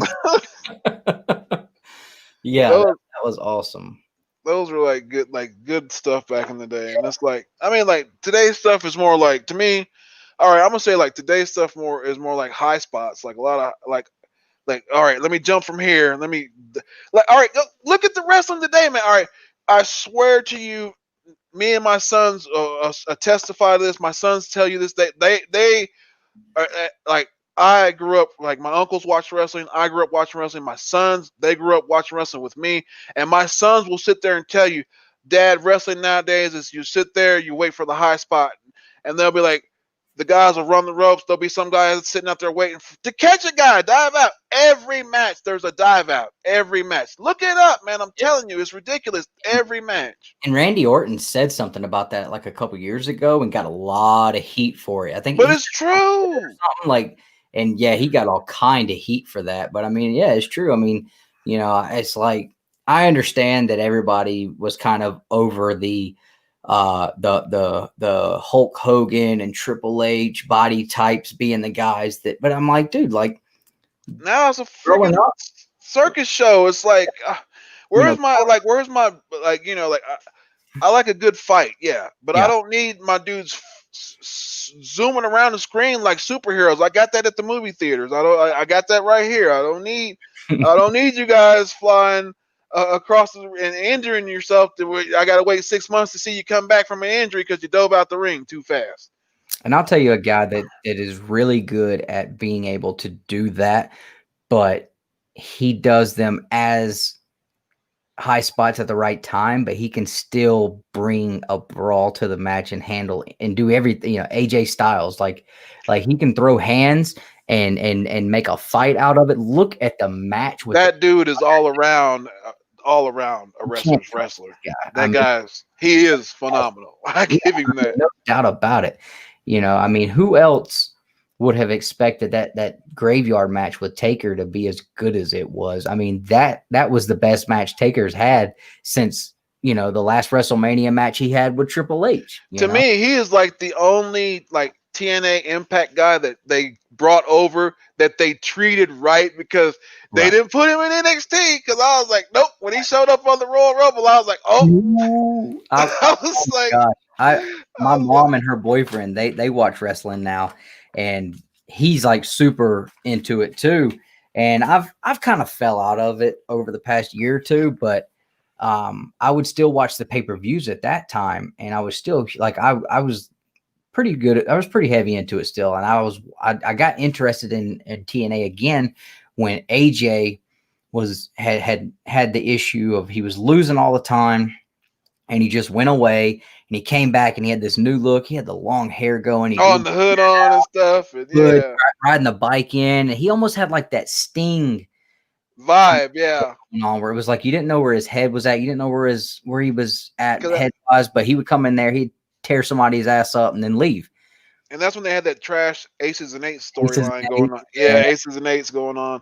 They didn't know if he was going to join the Aces and Eights or if he was going to just do the TNA thing, like he ended up none of them. No, he was like none of them. Yeah. But when they hid him being in that Royal Rumble so good. I've watched somebody. It may have been when he was talking to Stone Cold on his podcast, but I mean they picked him up like a mile down the street in a golf cart or something and had a towel over him the whole time. And you know, it's so easy to find anything out nowadays when it's going to happen beforehand. And be on, like, I used to be in all the Facebook groups and all the dirt sheets and all that. I had no idea it was happening. And as soon as it said I was like, I am phenomenal. I was like, oh shit. No. Yeah, exactly. My mom, I'm like, oh my God, can you believe he's here? I hope they don't shit on him. I know. And then like I thought, like, you know, there's no way they'll ever put the belt on him. They'll put the Intercontinental belt on him. That you know, they'll put like, and then like I was sitting there like, there's no way they'll put and then they did it, and I was like, oh wow, like they really did it, and I was like, wow. And I was like, and I mean, throwing him immediately into into a program with Jericho, at that point I was like, wow, they're actually not. They're gonna like.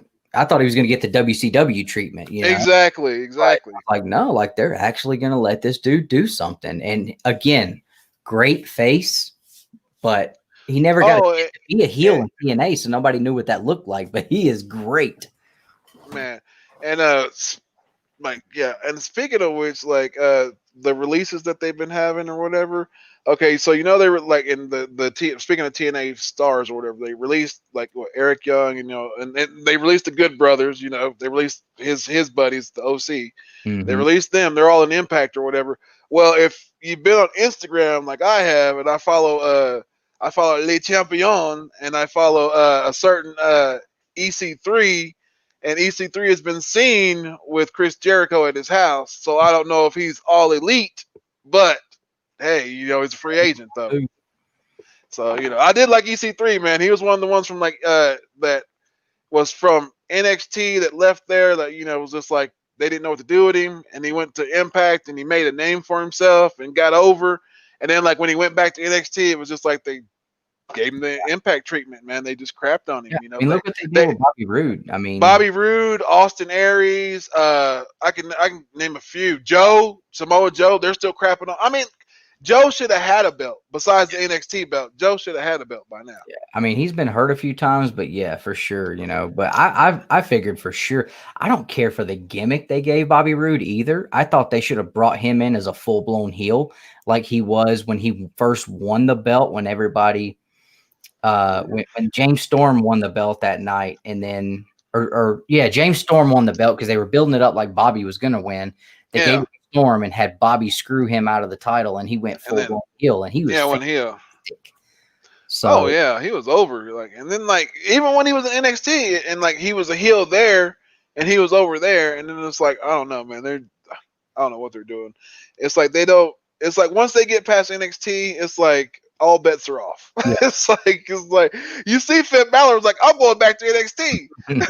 Like, I don't know. And what's his name? Tommaso Ciampa was like, I'm not leaving NXT. He said he won't go up to the main roster. It looked like Kevin Owens. I mean, and Owens got pushed pretty good, but I mean, crap. He wants to go back to NXT. Yeah. Randy Orton wants to go to NXT. Everybody wants to go to NXT.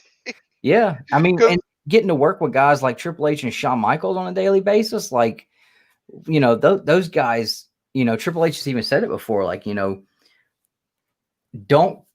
piss and moan and complain about anything because you guys are getting the greatest opportunity as up and coming guys that you could ever ask for. He's like, there's never been anything like this available beforehand. You guys.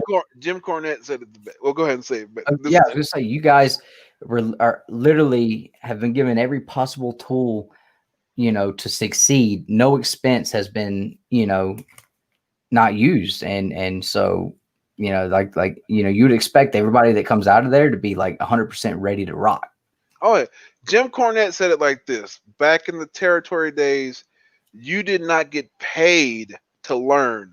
You went out there and learned. Mm-hmm. These guys are getting paid $100,000 contracts, whatever, it is or whatever, to learn to wrestle. These guys back in the old days, they got broken bones, driving across country, missing family time. They weren't getting paid $100,000 or whatever, it is to go to one spot in a facility, go one place and learn from the best in the business. Yeah. And then screw it up. Yeah. I mean, crap, Shawn Michaels uprooted his whole family from Texas and moved to Florida, to go up there and work on that you would think these guys would just be coming out of there like, yeah, man. But I don't know. I saw something. Thought I saw something in the chat here. Maybe I didn't.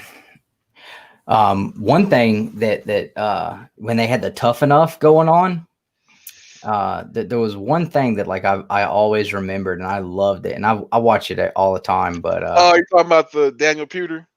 Well, I was going to say when Triple H showed up. Oh, go ahead. I don't know if you've ever seen that. No, I've never seen that one. Yeah, so he shows up, and this is when he's like, he's the game at this point. I mean, he makes all these other people look like friggin' miniature people, and that he walks in, and they all get quiet immediately because he has that intensity all the time. He walks in, he just looks at them, and he asks them their name. What's your favorite match? And this girl said like. Kelly versus like it was just like she didn't even know. He was like, why are you here? Why do you want to be here? And he asked the other guy, why do you want to be here? He's like, you got a family at home? Yeah. Not anymore. You don't. Not if you want to do this. You got kids? Not anymore. You don't. Not if you want to do this.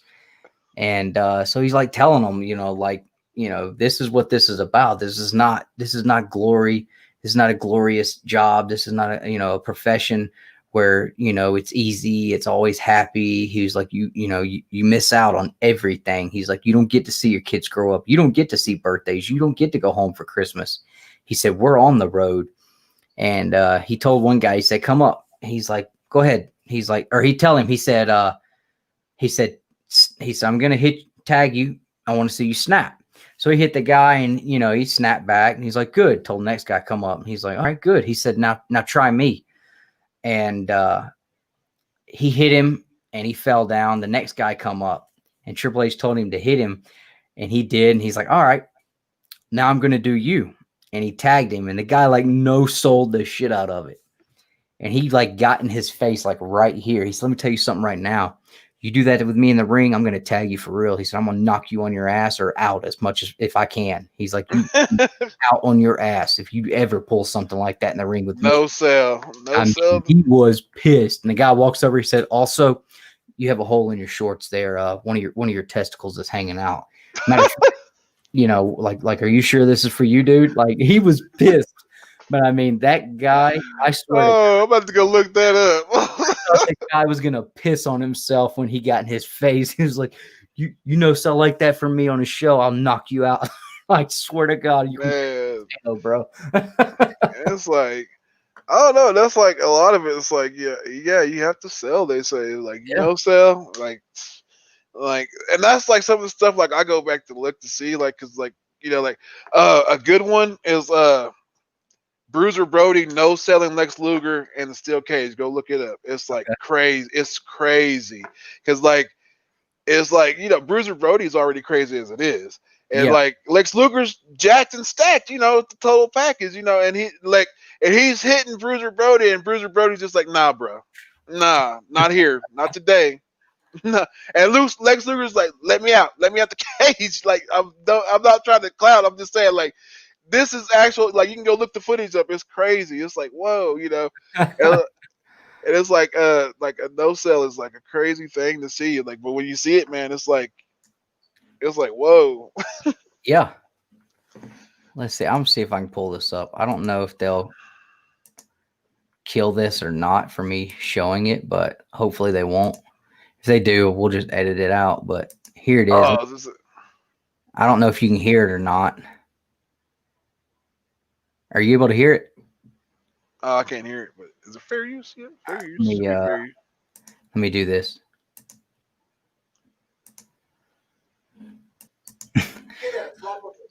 now, quickly before we jump back into that, we've seen Chris Benoit. Yeah. And that is another controversial topic, and I am talking about the Canadian crippler. So a lot of people don't like to talk about it, and it's actuality, his son is trying to get into the wrestling business, and his son wants just like him too. Yeah, and he wants to use the name Chris Benoit too, and it's a lot of people are and then now this is my stance on Chris Benoit. I don't know what the guy did, if he did it or not, if he killed his family or not, or whatever. Okay. But inside that ring, that man was a god. And I will say this, he was up there with Kurt Angle when they had matches. They were awesome. And I'm not saying I forgive the guy. I'm not saying anything like that. I'm just saying that outside the ring, that was a different person. I don't know who that was. I know Chris Benoit, the wrestler, and he was, in the ring, he was awesome. So I'm not saying that's forgivable. I condone what he did or whatever, if he did it or not, whatever. All I'm saying is his body of work has been erased from the face of the earth. His body of work, nobody, it's just it's taboo to talk about it. It's crazy. Yeah. And you can look at Wow. Are we still online, guys? Because yeah, they already. I've yeah, the stream got killed. Oh shit! That quick. That quick, man. This is not a game. Oh, they cut us off. When? Oh my gosh, yeah. I wonder if I can start another one then. Oh, they're saying shut down, shut down. I don't see anything. Are we back?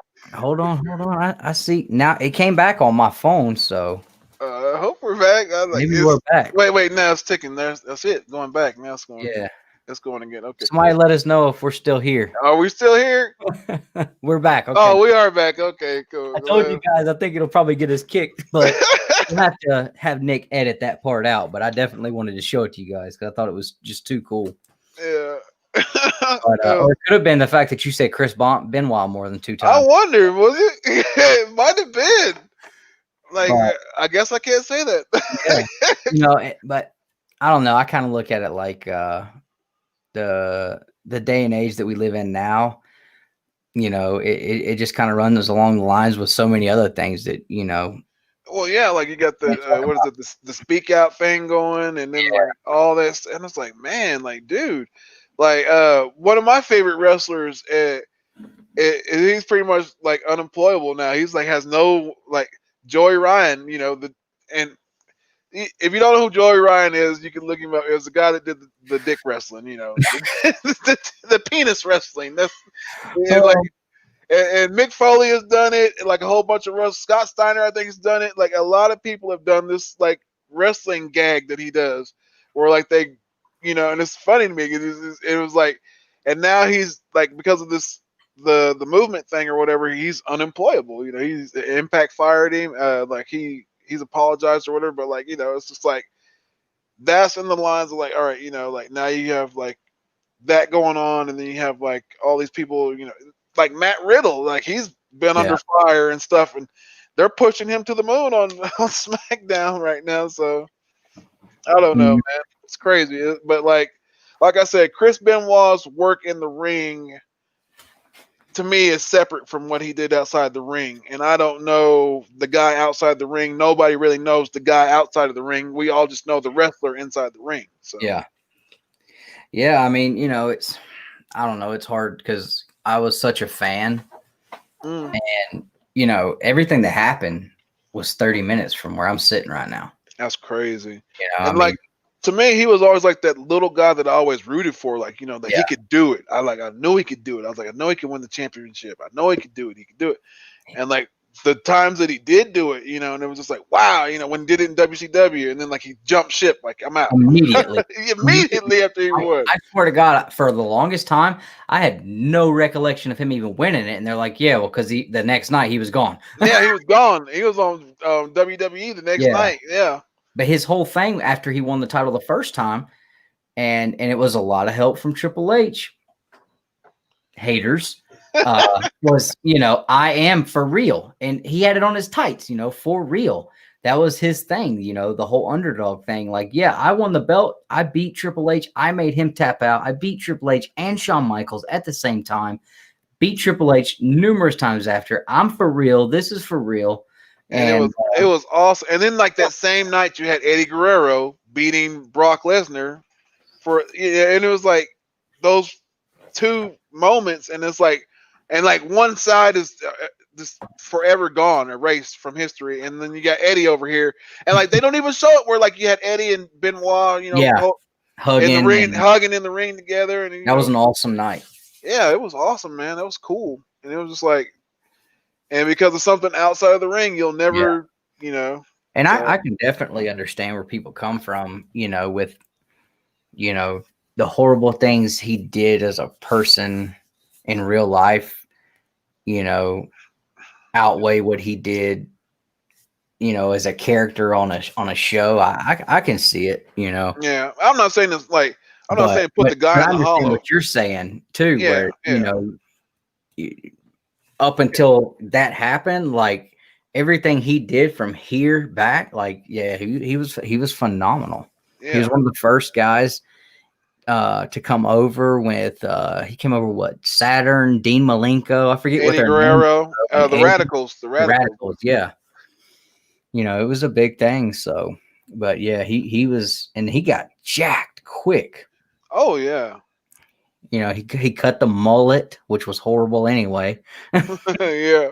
Crap, how many guys Yeah. didn't have a mullet in WCW in the 90s? Well, like a lot, like, and then like Eddie was another guy that was like, oh man, he was just like, to me, he was like, if you don't remember, like he came from WCW because he had like the last gimmick he had there was the Latino World Order, and like it was over with some people, but it really wasn't over with him, and it was like he wanted something better, he wanted to be pushed, and so that's why he left. Like him, Benoit, and Saturn and Malenko left, and actually Jericho too, and left, and whenever they went over to WWF or whatever, Eddie, man, like if you don't remember, like Eddie, like I think it was like the first either night or whatever when he did his first match, I think he did the frog splash and he broke his forearm, and you can go back and look, it like just shatters, like from doing the frog splash. I think no, it was this one, it was this arm, I think it was this arm, yeah, this arm. He shatters this arm, and like if you go look at the video, you can see it just pop, like as soon as he lands down and it pops. And so he was out whenever they first came over, so he was out, so he didn't get like that big push behind whenever they first came. And so like he fell behind, and then like he really didn't catch on until he started messing with China and doing the Latino Heat thing, and then like he started doing the which was really when he started to just man, and it was like I lie, I cheat, I steal. That was always one of my favorite gimmicks. Yeah. Like when he would throw the chair and like lay out on the ground and like, oh, he hit me. I loved when he untied his boot and Kurt put him in the ankle lock and he just flipped out his boot. Yeah. And he's sitting there with the boot like yeah. Like classic good stuff, man. Like that was like you talk about mullets, man. Like he made the mullet cool in WWE when he had everything shaved under here. He had the blonde highlights and the mullet. Yeah, man, he had it cool, man. Like I used to love Latino Heat, man. Like anything that he did was like just over with me. I just enjoyed anything that he did, and like like I remember when he passed away, I was like, oh man, I was like, dude, I was just like, wow, like just crazy. And then like less than like a year later, Benoit, then it was like yeah. I mean, yeah, those two definitely. When that happened, I was blown away. I remember I was in my room getting ready to watch Raw. And it was like an hour before Raw started. My mom came in there and told me that Chris Benoit died. And I was like, what? And she was like, yeah. And at that time, nothing had been released about it. Nobody knew anything. He was supposed to be on pay-per-view the night before and never showed up. Nobody get in touch with him. But yeah, I remember like I was super sad about that. Hold on. Gotta let my dogs out. Hold on. Oh, yeah, you're good.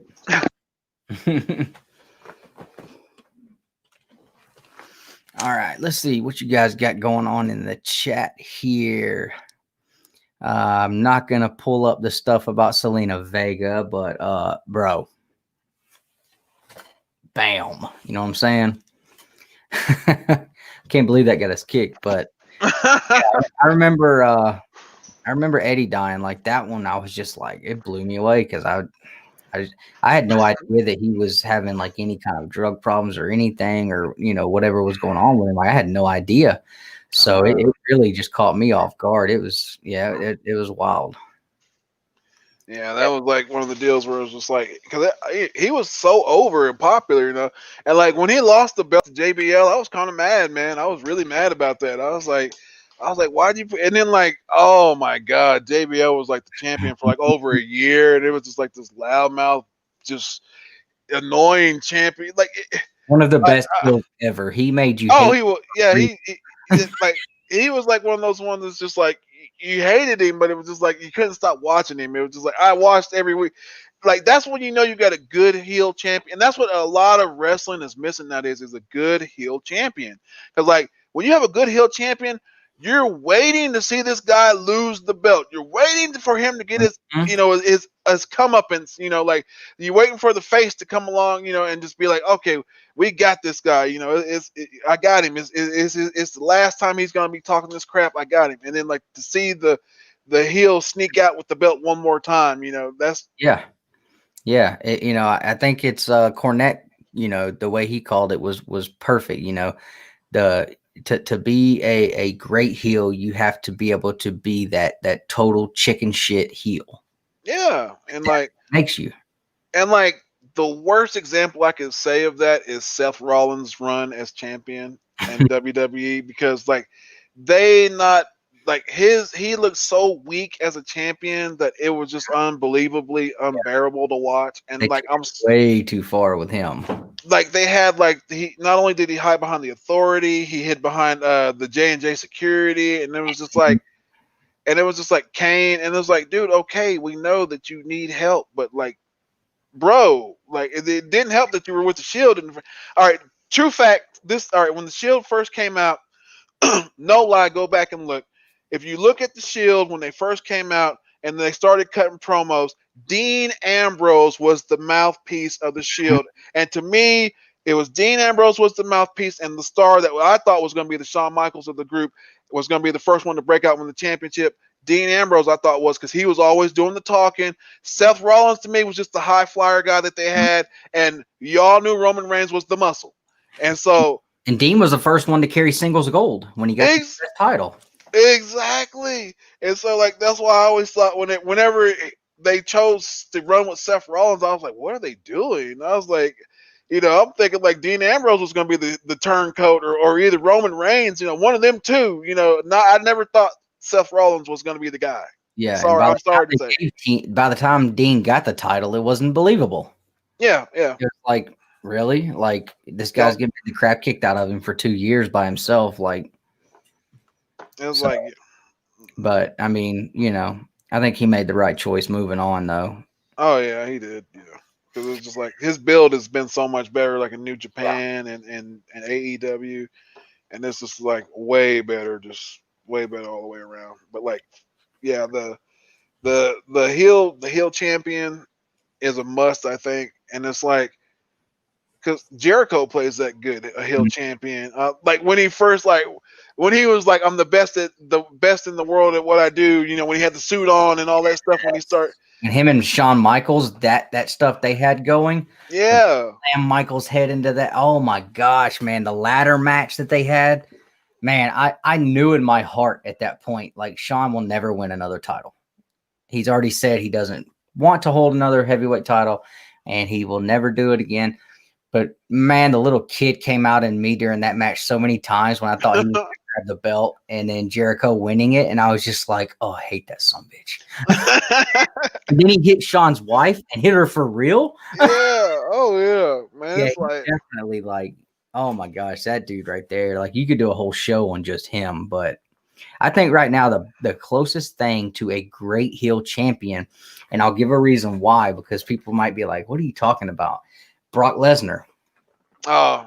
And people are like, well, what do you mean? The dude's never there. Well, if you think back to it, back in the old days, heavyweight title only got defended once or twice a year. Yeah.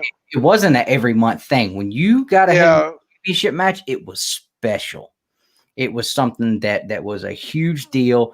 The title wasn't always shown. The champion wasn't there all the time. It was just something that was special. And this is back in like the 70s and 80s. And, I know that's not the whole deal with what's going on with him right now, but look at how much hatred he pulls because of the way his contract is. And he walks in there smirking and he's got this holier than thou attitude that he personifies that just makes him a super heel. And the fact that he continues to win and not only win, but absolutely annihilate people. Dominate. He's a great heel. And I don't think anybody was mad about that match where he drugged Cena. I mean, all over the place with about 75 suplexes. Oh man, yeah, I remember that one. Like, and like, honestly, okay, when it comes to Cena, great. Like, honestly, like, the Miz. God, man, so underrated as a heel champion. Like, one of the best intercontinental champions, and that Daniel Bryan promo he cut. Oh my God, like that was like one of the best next to like CM Punk's like pipe bomb, because the Miz is so underrated on the mic. It is unbelievable. He like at one shot. I think he deserves and needs one more heel run as a champion. And I liked the first one. A lot of people hated it, but I loved it. And the fact that he won at WrestleMania in Atlanta. Yeah. And I swear to God, I told my wife and my mom for years, like if WrestleMania comes to Atlanta, I don't care if I'm dead broke, I'll sell everything I have because I've got to go. And it came to Atlanta, and I was dead broke, and I didn't get to go. But the fact that he beat Cena in that match with a concussion, he finished the match. I did get to go to Raw the next night. Somehow I ended up with tickets. I think I paid $50, and I got sweet seats in the suites right above the entrance ramp. So it was cool because I still got to see The Rock. I got to see Austin. All the big people were there. The Raw after Mania is always huge anyway. That was when they announced a year from now, Rock versus Cena is happening. But yeah, I loved The Miz as champion, man. I've always been a fan of his. And it's another guy who had to absolutely work his balls off to get to where he is at. And he has put in the effort and earned his stripes from the beginning. He again, another guy that was in the tag team. That True story about the Miz, that JBL kicked him out of the dressing room and made him change out in the hallway because he was eating chicken in the dressing room or something like that. He was eating chicken in the dressing room or something, and JBL made him dress outside for a while, and like nobody liked him because they said he was just a reality star. Yep, I've heard that too. And again, when he was with Morrison and their M&M tag team, Morrison was supposed to be the guy to break out, and it was Miz. Yeah. He wanted it. He worked his ass off, and he's, the guy's been great. He's been great. I'll say this too. He is consistent, and he never really is injured. I've never really seen him, you never really hear about him be like, oh, he's injured out for 6 months, or oh, he's always there. Yeah. He didn't do too bad in the wife area either. Oh no, he sure didn't. No. And what's funny is secretly my wife, she watches the Ms. and Mrs. My wife watches that, and so I watch it with her. Whenever she if I happen to come in the room and she's watching it, I'll sit down and watch it with her and stuff, because she likes the behind the scenes of wrestling. She doesn't like wrestling as much as she likes the behind the scenes, the diva stuff or the Ms. and Mrs. stuff. She loves to watch the behind the scenes stuff. So I was like, okay, cool, babe, that's cool. Mm-hmm. Yeah, I mean, he's just entertaining. Oh yeah. All right, last topic, and I saved this one for the end because I think this one can go. To me, there's only one right answer. So when I give mine, I'll explain why I gave this answer. And I don't know. I was kind of hoping Biggie would be here because I know which way Biggie would go with it, and I'm not sure which way you're going to go with it. But the NWO or D-Generation X, which one was more beneficial to their brand? Oh, more beneficial to the brand. I'm gonna say which one? All right, if you want to, all right, I'm gonna answer this two different ways. Okay, now if you want to say historically, which one was more beneficial to wrestling, the NWO was, because they changed the face of wrestling for a little bit. But if you want to say financially and beneficially, DX has always been more profitable. I'm sorry, people, NWO is good, but they killed their own promotion. Basically, I'm not saying all the way they did, but they had a hand in it, because everybody at one point in time was on the NW freaking O. I mean, if you turn on WCW, who's on there today? Who's on NWO today? Who's on? It's just because everybody was joining the faction. Yeah, and it was so it was if everybody's on the NWO, then who are you wrestling? Yeah, who's left? And so you had DX, and it was you knew who you had. You had X-Pac, you had the Outlaws, and you had Triple H, and you had China, and you had a small little faction. You knew, and I'll even throw this name out there too, Rick Rude, because I loved when Rick Rude was on DX for a little while. It's so yeah, I'd say financially. Except one time he was actually in DX and NWO on the same night. Same night, yeah. And so I'll say historically NWO would be for them, but I'd say financial wise, if I was gonna put money this faction's gonna run my whole my whole tag division, and my whole franchise is running on this whole company, I'd go with DX, man, because every kid that I knew back in the day was running around saying "suck it," doing this and chopping their crotch and stuff, and on TRL. I mean, oh yeah, MTV, Regis filming, and I've seen him doing it on there. I mean, it was everywhere. It was part of pop culture at the time. Yeah, And like, you know, if you hear somebody say, "Oh, I got 2 words for you," you already know what it is, you know. It's like, Yeah. hold on, let me let my dogs back in because they're Okay. Let's see what you guys are saying in the chat. I see DX, NWO, DX, Outsiders. That one's interesting, Luis. I'm gonna give my take on that one in a second, and I might be able to change your mind a little bit. NWO didn't happen. There would not be an Attitude Era. I'm gonna debunk that one a little bit too. So here's my thing. I'm gonna start back with. All right, so the NWO, it was huge. You had Razor show up. You know who I am, but you don't know why I'm here. And then you had Kev show up, and oh, there's a third guy. And then Hogan comes in and does the unthinkable, turns heel, and they run roughshod. They completely turn WCW upside down, and they pretty much, put the NWO out there as their own brand. And it was something crazy and new, and people loved it. People were on board with it. But yeah, NWO. Well, it was because like Hogan turned heel too, so it was like another, and like that would be like a thing, like if John Cena turned heel.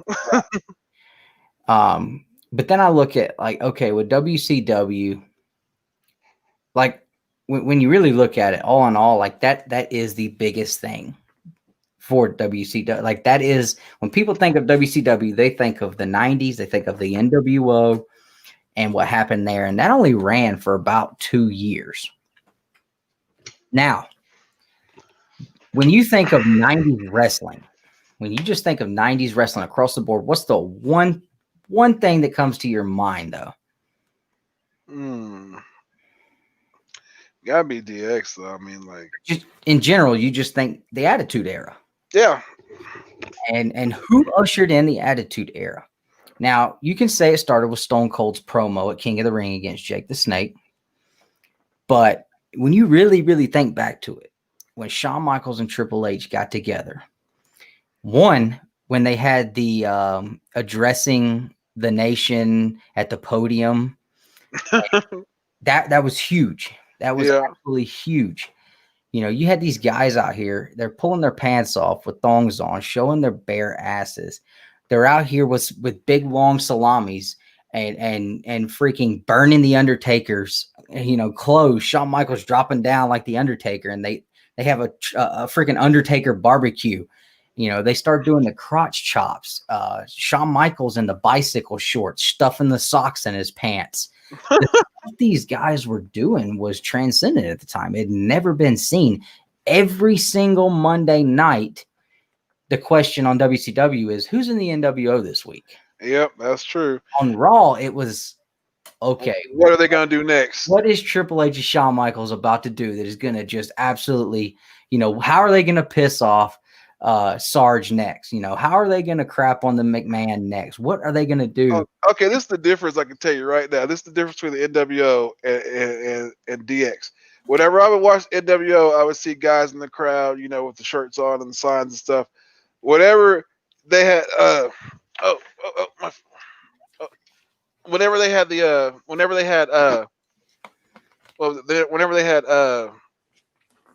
DX, they would show girls in the crowd raising their shirts up, showing their breasts. Yeah. That was the difference. Yeah. And yeah, absolutely, fanboy Russ.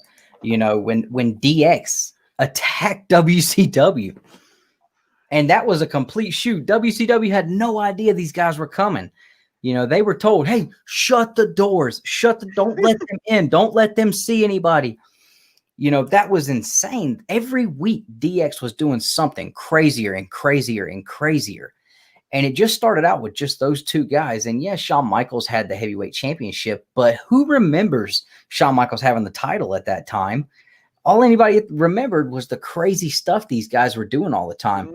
That they come out with the face shields, with the windshield wipers on it, just spitting on them all the time, making fun of JR with his hat, messing with his hat, putting it back on. I mean, that to me, that was the beginning of the Attitude Era, because they took everything to the next level. And, to me, like, yeah, the NWO was cool, but it was predictable. You knew Hogan was going to keep the strap. You knew Scott and Nash were going to continue to find a way to get over on everybody with the tag titles and all that stuff. It was more predictable. DX, that whole thing, like you really like it was the shock factor over and over and over. And had they not done that, I don't care if Austin was doing what he was doing. That right there, to me, helped them hang on so much because of what they were doing. It allowed other stars to do what they started doing. Oh yeah, because like if they weren't allowed the freedom to do what they were allowed to do, there would be no Stone Cold, there'd be no Rock, there'd be no. They're drinking beers, pulling a gun on Vince McMahon with a flag popping down, have Vincent pissing his pants. That stuff wouldn't have happened. But because of the stroke Shawn had and the fact that Vince trusted him, it allowed them to be able to really, really push the envelope every week. And then even so, after they left, and then you get the whole new DX with the Outlaws and X-Pac and Triple H in China and the Outlaws coming into that made that team. Oh yeah. Had they not been a part of that, I really they wouldn't have had the longevity they did. No, absolutely not. When X-Pac came out, I was like, oh great. This little twerpy guy just can come out here and scream at the top of his lungs and do 1,000 crotch chops jumping up and down. And that's like great. But then when the Outlaws joined at the end of that match, at the end of the night, I was so pumped. Oh yeah. And when you hear that, oh, you didn't know. Oh, yeah. Dude, there's a reason I picked that guy. Better call somebody. I mean, you damn right. and that dude could, yeah, he was a mid-carder at best, but he was a main event guy on the mic. Yeah. There was nobody at that time that could even, maybe The Rock. Him and The Rock, to me, like they're neck and neck at that time. Nobody could pick the stick up and run with it like he could. It was insane. Whether it was him by himself, completely changing his intro and his promo at the beginning around just for him. He was just awesome. And the family he comes from, the Armstrong. Yeah, the Armstrongs, yeah. Come on. So, he coming out as the black sheep of the Armstrong family, never using that name when he was really getting over and making a name for himself. It was fantastic. And then the stuff that those guys did, the freaking when they came out and cut the promo and they were the Nation. Jesus Christ. Oh man, yeah, that was controversial right there. Yeah.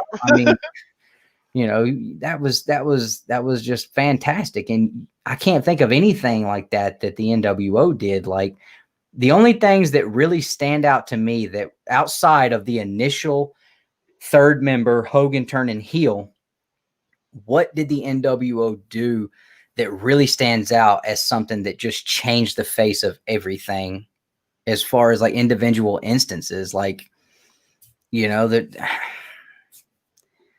when you think about DX, like I said, I just named off a bunch of them, and there's a bunch more I haven't thought of. Shawn Michaels throwing Taker in the casket, standing over the casket and throwing the crotch chop. Like, who does that to Taker? Now, yeah, he snatched him in there by his nads, but still, who does that to Taker? Exactly. In his match. It just, I don't know.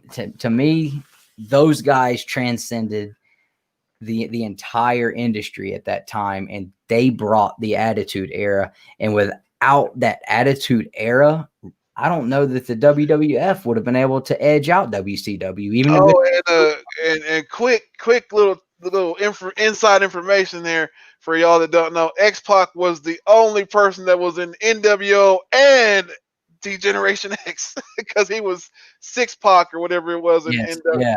And like he got fired by Eric Bischoff and like he jumped right back over to and Kevin Nash and Scott Hall apparently didn't even know about it at the time. And yeah, they were pissed. Straight into Bischoff's office, and that's why they were wearing the 6-Pac shirts the next night on Nitro, which Bischoff wanted to fine them for. He got pissed about that, and I love the MWO. Like I said, I thought they were absolutely like cool as cool could be at the time.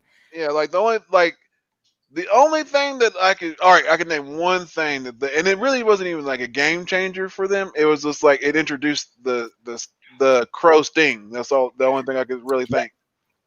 Yeah, and even that ended up, which that was Sting's fault that ended up in a crappy friggin' match at Starcade because.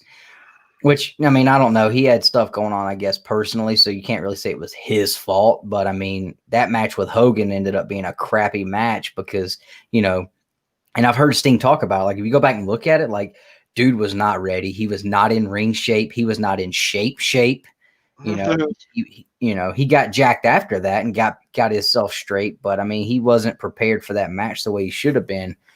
But yeah, I mean, like I said, I was hoping Biggie would be here because I know I could have got him fired up whenever I said, hey, all right, Biggie, come on, tell me one thing they did that was just transcendent, that just took out highlight reel all the way up to when Shawn and Triple H got back together.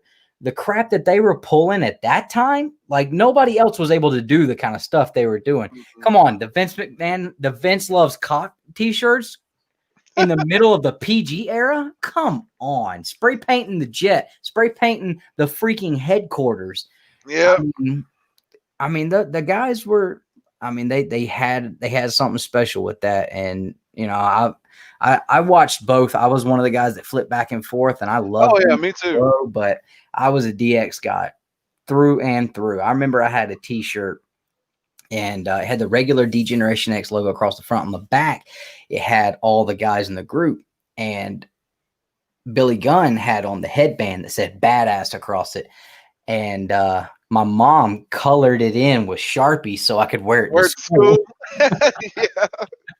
But I mean, yeah, kids running around doing the Too Sweet and NWO for life. But like you said, like everybody was running around hollering suck it. Everybody was running around doing the Road Dogs thing. Like, oh yeah, to me.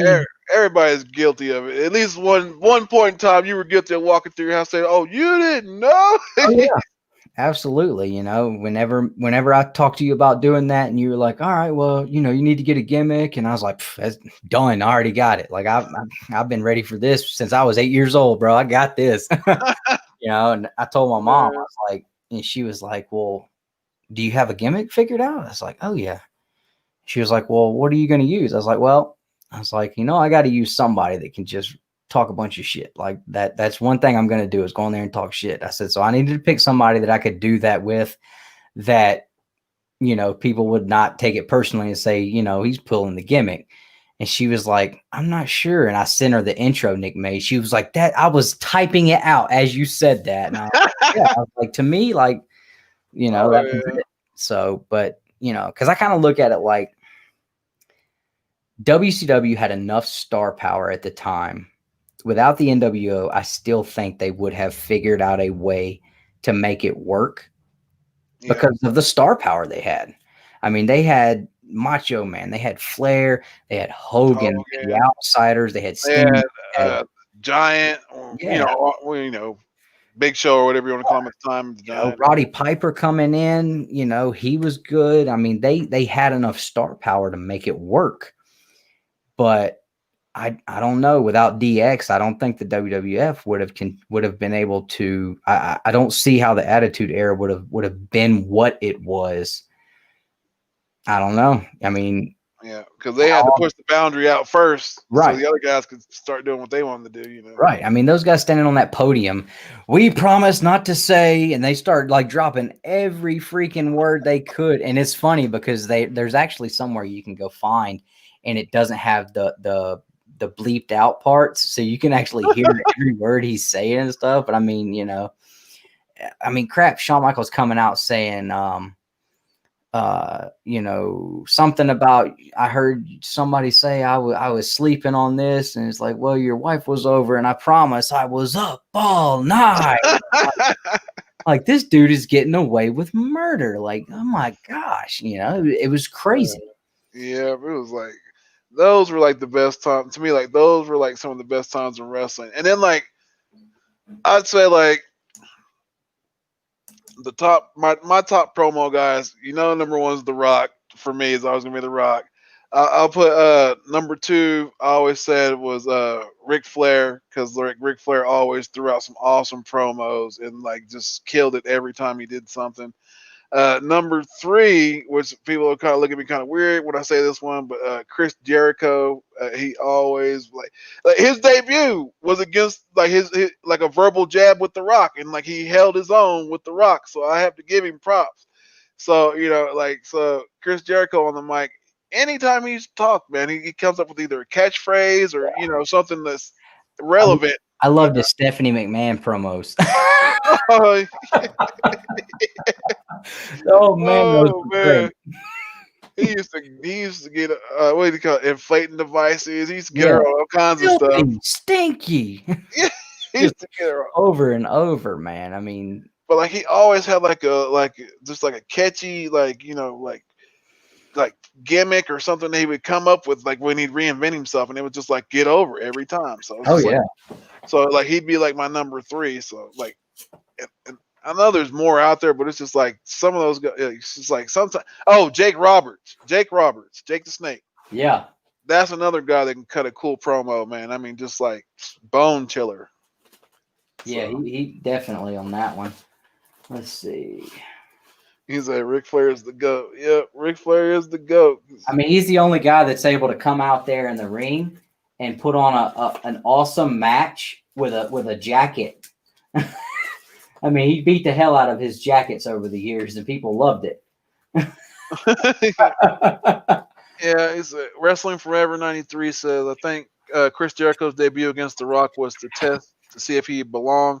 He held up there, man. Dude, and who expected that, because he wasn't in WCW, like they kind of crapped on him. Oh, yeah, he was never the guy there. He was like, he was in the cruiserweight division. Like, yeah. I mean, and then he had that really, really shitty thing going with Goldberg where they never actually had a match, but it was like, Jericho 1, Goldberg 0. And yeah. It's like the best thing he did was like whatchamacallit, the when he wrestled Dean Malenko for the Cruiserweight Championship, and Dean Malenko at the time was known as the man of 1,000 holes, and Chris Jericho was running around saying he was the man of 1,001 holes, and he had the list. And he was like, this is the original list that he had. He was like, he wrote it down. It was real long. And it was like, he just started naming them off. He's like, oh, yeah. And then like they cut the commercial, and then they come back and he's like, he's still reading it. I was like, oh my God. There's just different versions of like the same move over and over and over again. It was fantastic. But when he showed up in WWE, and that was the crazy thing, like, I know I had no idea what this Y2J thing was about. Yeah.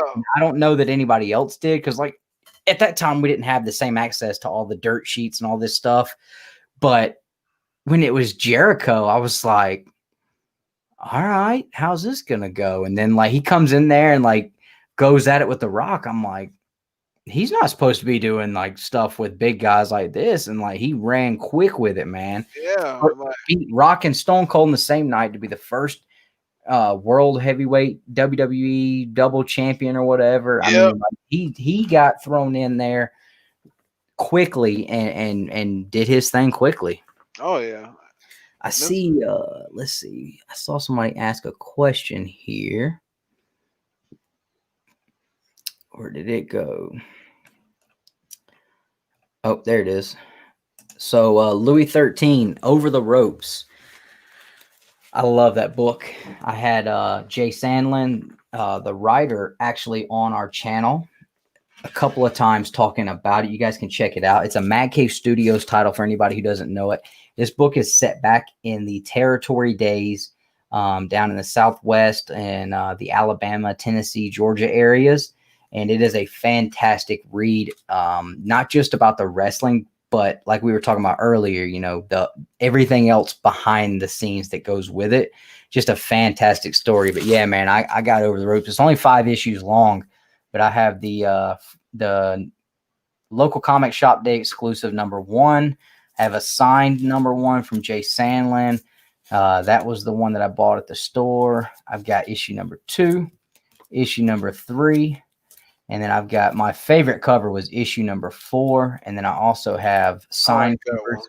Yeah, he gave me a couple signed covers. And then issue #5, fantastic story. Anybody who's not read this, if you're at all of a wrestling fan, I'm telling you, this right here is absolutely fantastic. And all the nods to wrestling history that you see in there, and the characters, and there's even a nod to the finger poke of doom. There's a nod to the honky tonk man in there. I mean, it's fantastic. If you are a nostalgic wrestling fan and someone who, you know, really got into it back then, there's so many hidden gems in these books that you'll pick up as you're reading it, that you'll just be like every time I'd read one, I'd send Jay a text. I'd be like, dude, I can't believe you referenced that. That's awesome. Like, this was super cool. And I would love to see a volume 2 of this. But anybody who's not reading this, if you need help finding it, let me know. I can see if Matt. Hey, I need help. yeah. And like, I think it's even coming out in trade pretty soon too. But yeah, I'll definitely see what I can find, because I think they may still be available at Mad Cave's website. But if not, I'll talk to Mark and see what we can do about getting some copies. But yeah, it's fantastic. I absolutely loved it. Probably one of my favorite books I've read this year. But yeah, I mean, you know, like you said, with the whole Jericho thing like that, you know, coming in against The Rock, I mean, that was insane. And then when he came back the second time, everybody thought it was Taker that was coming back. Yeah. You know, with the kids on the swings and all that. Save us and all. Save us and and stuff. Back with this feathered up hair and this. And he doesn't even say anything. He doesn't even say anything. Yeah. And I was just kind of like, I'm excited he's back, but I'm not digging this haircut at all. I want the ponytail in the front, samurai with the beard. But, you know, he's like, he said it before. He's like, if I come back and do Y2J, like, what is that going to do? People are going to get bored of that. He's like, I come back, I do something different. Same thing when I came back and I put the suit on, the greatest in the world at what I do. Do you understand what I'm saying to you right now? Yep. And it's like, it's like a new character every time he comes back. You know? Oh, yeah. And it's fantastic. Like, the freaking list. The list was awesome. And that was a joke. Like, that was not even supposed to be something that went past that one promo he did. He said the next day, everywhere, social media is, you know, you're on the list. You're on the list. People are showing the list. Yeah, people are showing up with the list, you know, freaking clipboards in the audience, and it's like, they came to him and was like, dude, you got to figure out, like, we gotta, the list has to continue on. Like, do you have something night, you know? And then he starts bedazzling the clipboard. Oh my god! Whole thing with Kevin Owens, the friendship. Oh man, that was good too. I mean, that almost rivals the "This Is Your Life" Rock. With the Rock, yeah. Those are good, man. Like I don't know, like wrestling. I'm just ready for it to get back to where we can actually interact. You know, like you get into the crowd and, you know, like get the crowd back, and because nothing against the wrestling now. It's just like, it's like, man, I miss the crowd interaction. I guess that's what it is. Yeah, it definitely changes the whole perception of it. It changes the feel. You know, same thing with any of these sports. Like, none of these sports are going to be the same without people in the stands making the noise, and you know, it's going to change it. I mean, look at football, how much the crowd in you know, affects the play of the game sometimes. Mm-hmm. You know, it's people want those home games for a reason. Oh yeah. So I mean, it's hard to portray those big time moments without the crowd pop. You know, it's hard. You know, Drew McIntyre winning the title at WrestleMania. Yeah, nobody there, and like he was like that was one of the dudes I was ready that, like, I was like, he needs to win that. He needs to win, and like it was deflated because there was no crowd to really hype it up. You know, yeah, no crowd.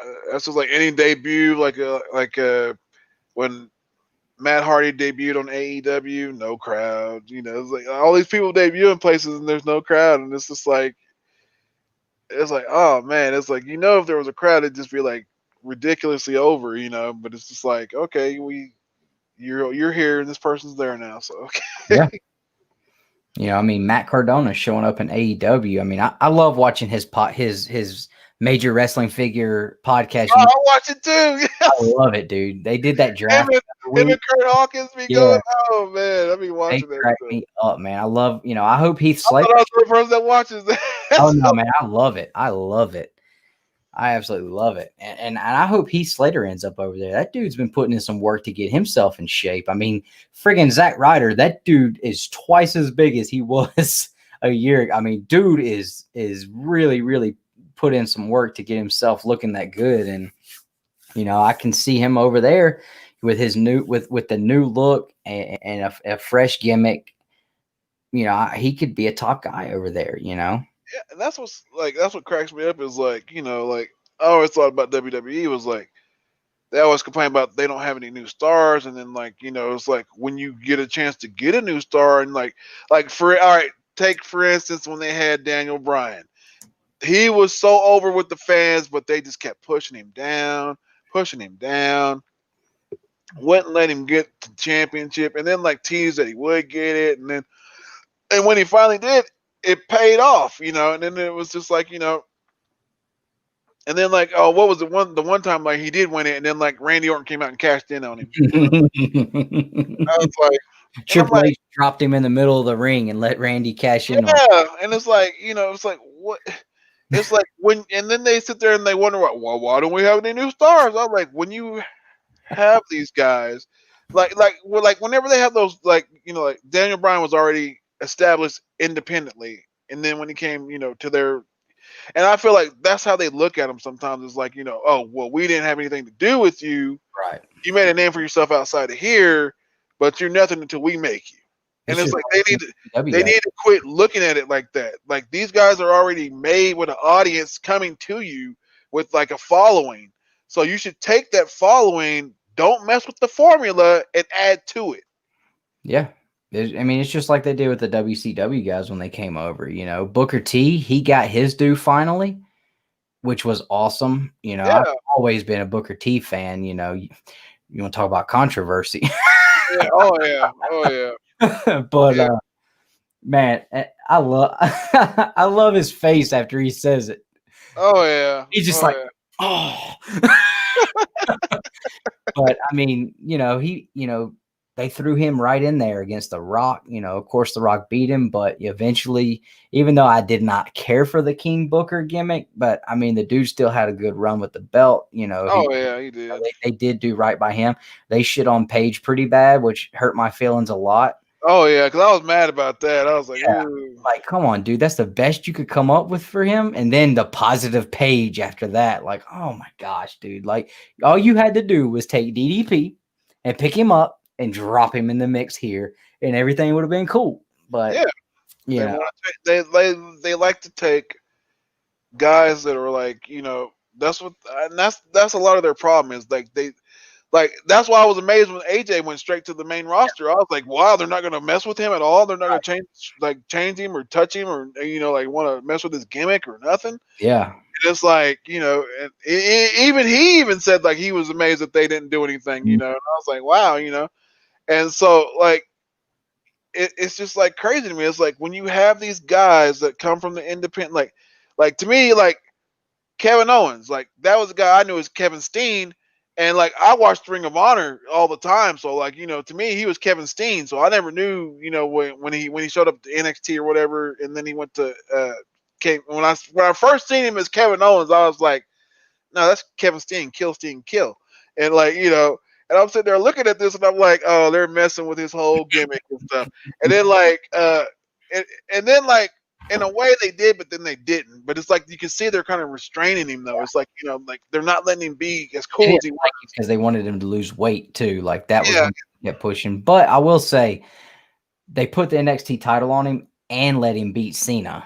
Yeah, that's why I was like, when he beat Cena clean, I was like, okay, now they're doing something. I was like, all right, and that was pretty cool. But I mean, they tried to do the same thing with CM Punk. I mean, when CM Punk came to WWE, like he was already over, yeah, he was like everywhere, and Paul Heyman was trying to tell him like, you guys are really, really screwing up right now, not using this kid, and you just got him sitting over here in ECW. Well, he's the ECW champ. You got that gift, that guy. Exactly. You know what that means, Yeah, like that means anything. When he won the first Money in the Bank. Yeah. And to me, what made CM Punk in the WWE was his run with Jeff Hardy. Yep, it was. that really put him on the next level. And then of He course, came out with Jeff Hardy's music and stuff, yeah, dressed like Jeff Hardy, and everybody for a minute thought it was Jeff Hardy. Jeff was gone at that point. It had been let known like this is his last match. His contract's up. He's leaving.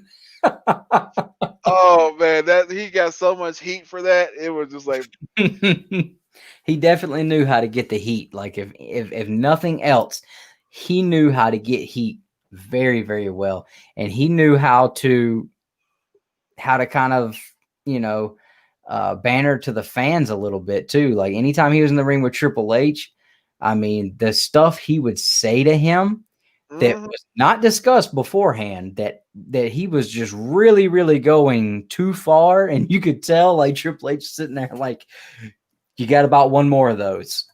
I promise you, one more time. But and then you had that weird crap with Kevin Nash that never amounted to anything at all for whatever reason. But they do that crap all the time too. Like look at the Bray Wyatt and Cena match at WrestleMania. Like it was the weirdest thing ever, and then it never it was never mentioned again. Nothing ever happened with it. Like it was crazy, but yeah, I mean, CM Punk finally got his due, and he blew up, and he was the biggest thing going. And I mean, he was the most entertaining thing in a long time. And then he just, you know what? You guys, I don't like you guys. You wouldn't give me the ice cream bars. I'm out of here. He's one of those guys, like, I don't think he'll ever go back. Like, I know they say never, but I think out of spite, he would never go back.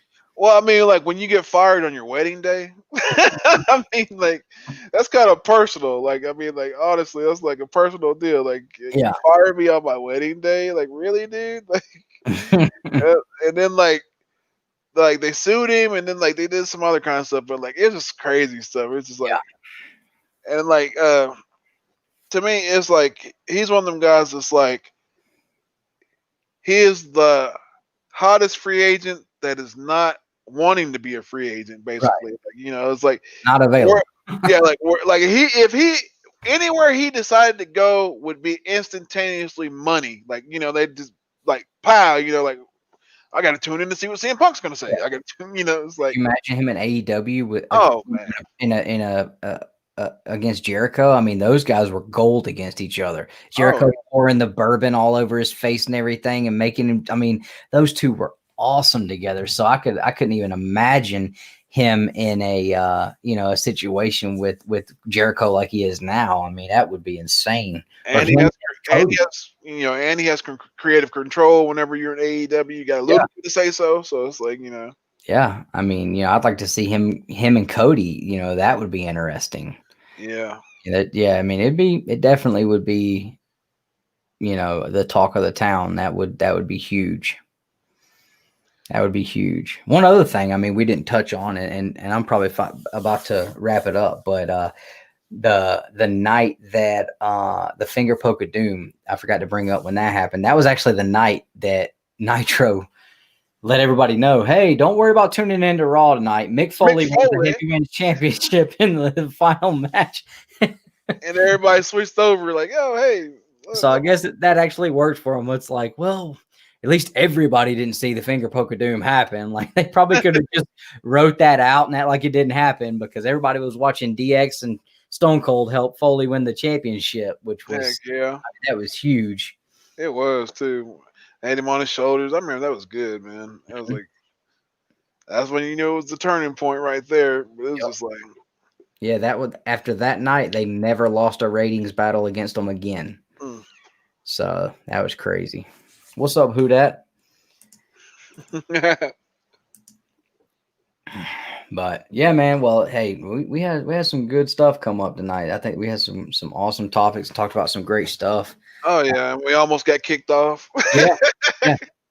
Yeah. I was gonna bring up the whole Ministry of Darkness and Taker, and Stone Cold and abducting Stephanie. Yeah, the Stephanie abduction. My mom wouldn't let me watch anymore when that was going on. Like I didn't get to watch wrestling for like a year. Like she just wouldn't let me watch it. Like she just was like, and it's like, we didn't go to church or anything at the time, but she was just like, no, this is like way too like deep for you to be watching. You're too young for this. Like, this is getting bad. And I was just like, to me, that was my favorite Taker. Like, that was the scariest Taker that I had seen, you know? And then when him and Big Show were teaming up, and that was basically just the WWE looking at Big Show and saying, look, you're sloppy, you're overweight, you're slow, you're sorry. So guess what? We're gonna put you with the one guy that you're either gonna shape up or you're gonna get your ass kicked all over. Yeah. Oh yeah.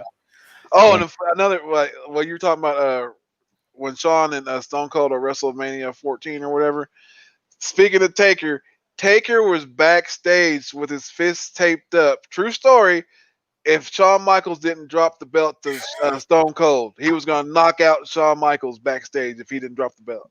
I didn't know that. True story. Confirmed by Triple H. I think it was Triple H. Undertaker confirmed it. Jim Cornette and somebody else has confirmed that he was just taped his fist up, was sitting backstage by the gorilla position, waiting. Could you imagine the Undertaker waiting for you backstage as soon as you get back there? Yeah, got to go to wrestling court, man. You don't want to go see Taker. Oh man, I had a good time tonight, man. Yeah. Did you watch the Taker documentary series that just happened recently? I watched some of it. I didn't get to finish it all yet. I've watched. Yeah, man, you gotta finish that. That was so awesome, man.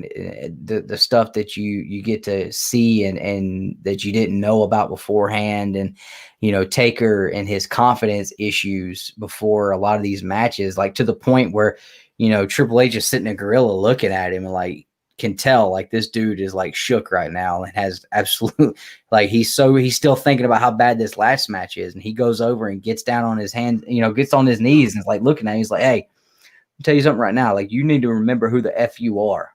Like, I don't like this has to stop now.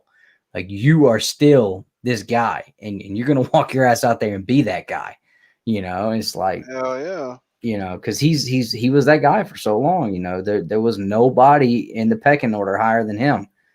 So it's going to be weird. Not, you know, I guess the way that they've kind of they're trying to set up the Fiend.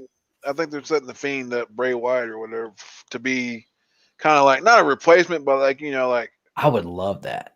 Well, I always thought Bray Wyatt was going to be the replacement for the Undertaker. Yeah. I mean, that Fiend character, man, is. I'm not like, all right. To me, all right.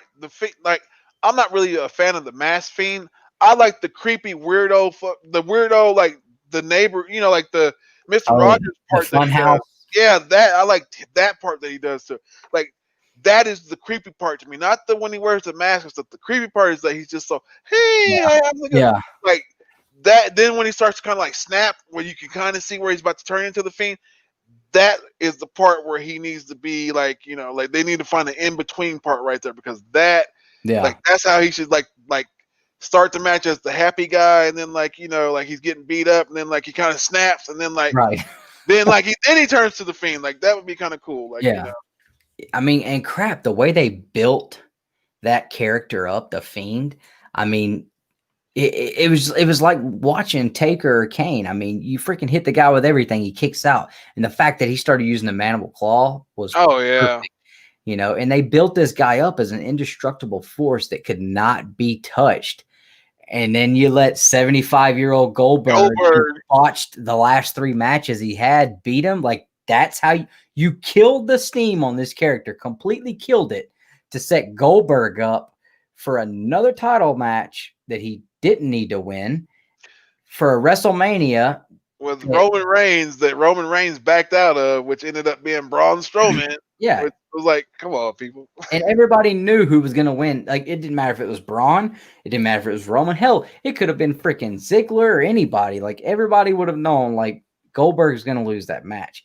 If you would have had the Fiend just completely steamroll Goldberg doesn't need that match. What the hell is he need that match for? Then have Roman Reigns or whoever he's going to have go up against him, and then then it's kind of like man, like, okay, like I could definitely see Bray Wyatt winning this match still. Like, they've had this guy just running through everybody else. I mean, But no, they do like they always do. They build somebody up, get a lot of steam behind them, and then kill the engines for no reason.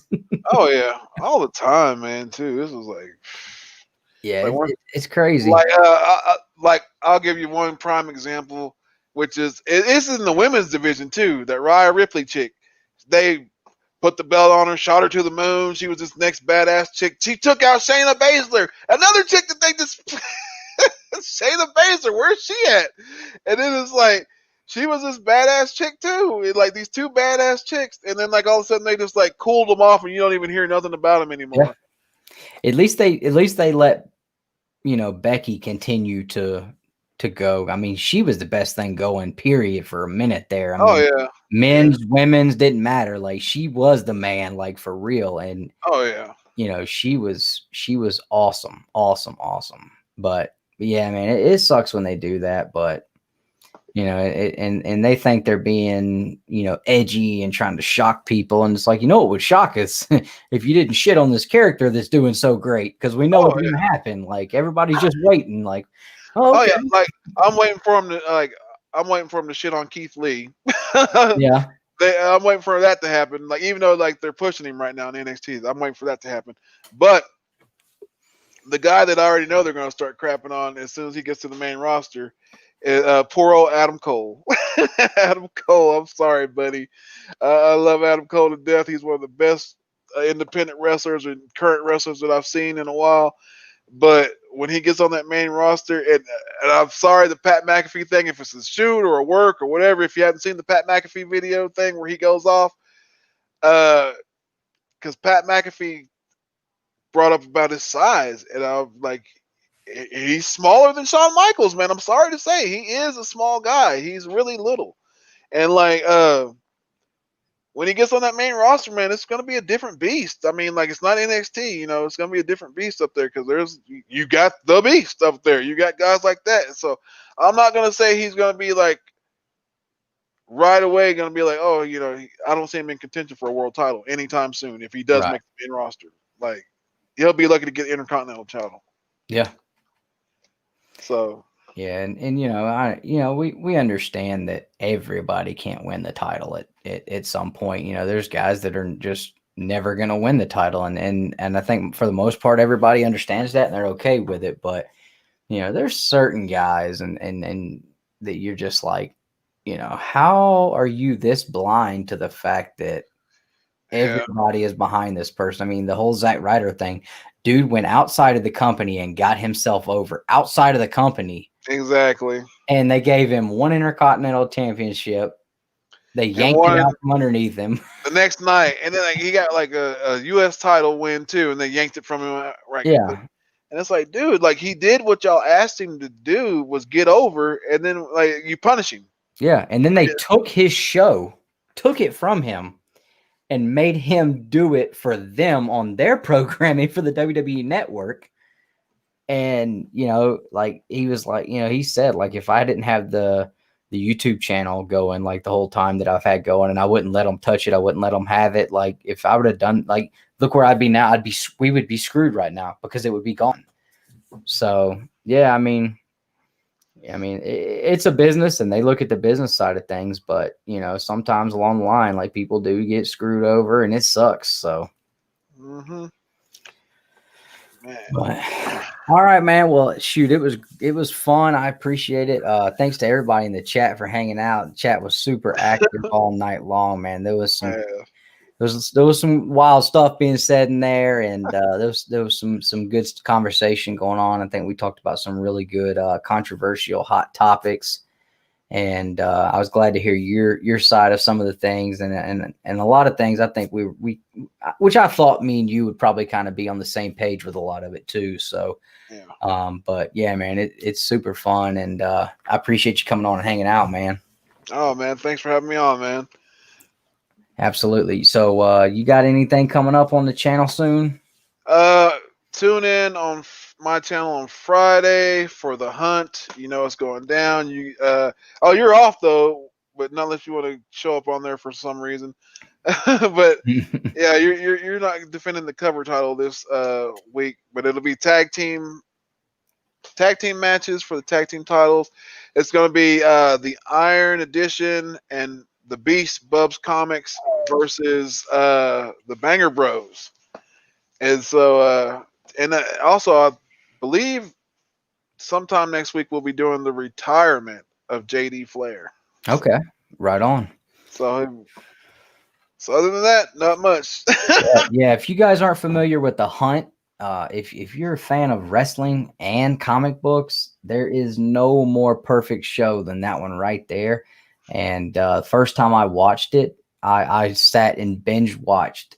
I mean, every episode I could and hit Tony up to get on there. Man, it is so much fun. So, and you guys in the chat that are not familiar with that, make sure you go to Tony's channel and check that out because it is a freaking ball. We have such a good time on there. It's always fun. We talk smack and so good books and good books is an understatement, man. It's ridiculous. It is ridiculous on there. The books that you will see that you don't see on any other channel, on any other show. It's always a good one. So make sure you guys go sub up Tony and check out the Hunt. It's always a good time. And I don't know what all we got coming out this week. You know, we'll drop the top picks on Thursday. We should be dropping an edited video Monday. Tuesday, Nick drops his 2-minute Tuesdays. Wednesdays, I've got the new comic book day haul. And, next Saturday, me and Nick will be here doing our regular scheduled programming with the Saturday Night Babble-on. So hope to see you everybody hang out. And again, thanks for hanging out in the chat all night. If you enjoyed it, man, make sure I hit the thumbs up. If you're watching on the replay, we appreciate you as well. You guys have a good one. And as always, collect your way.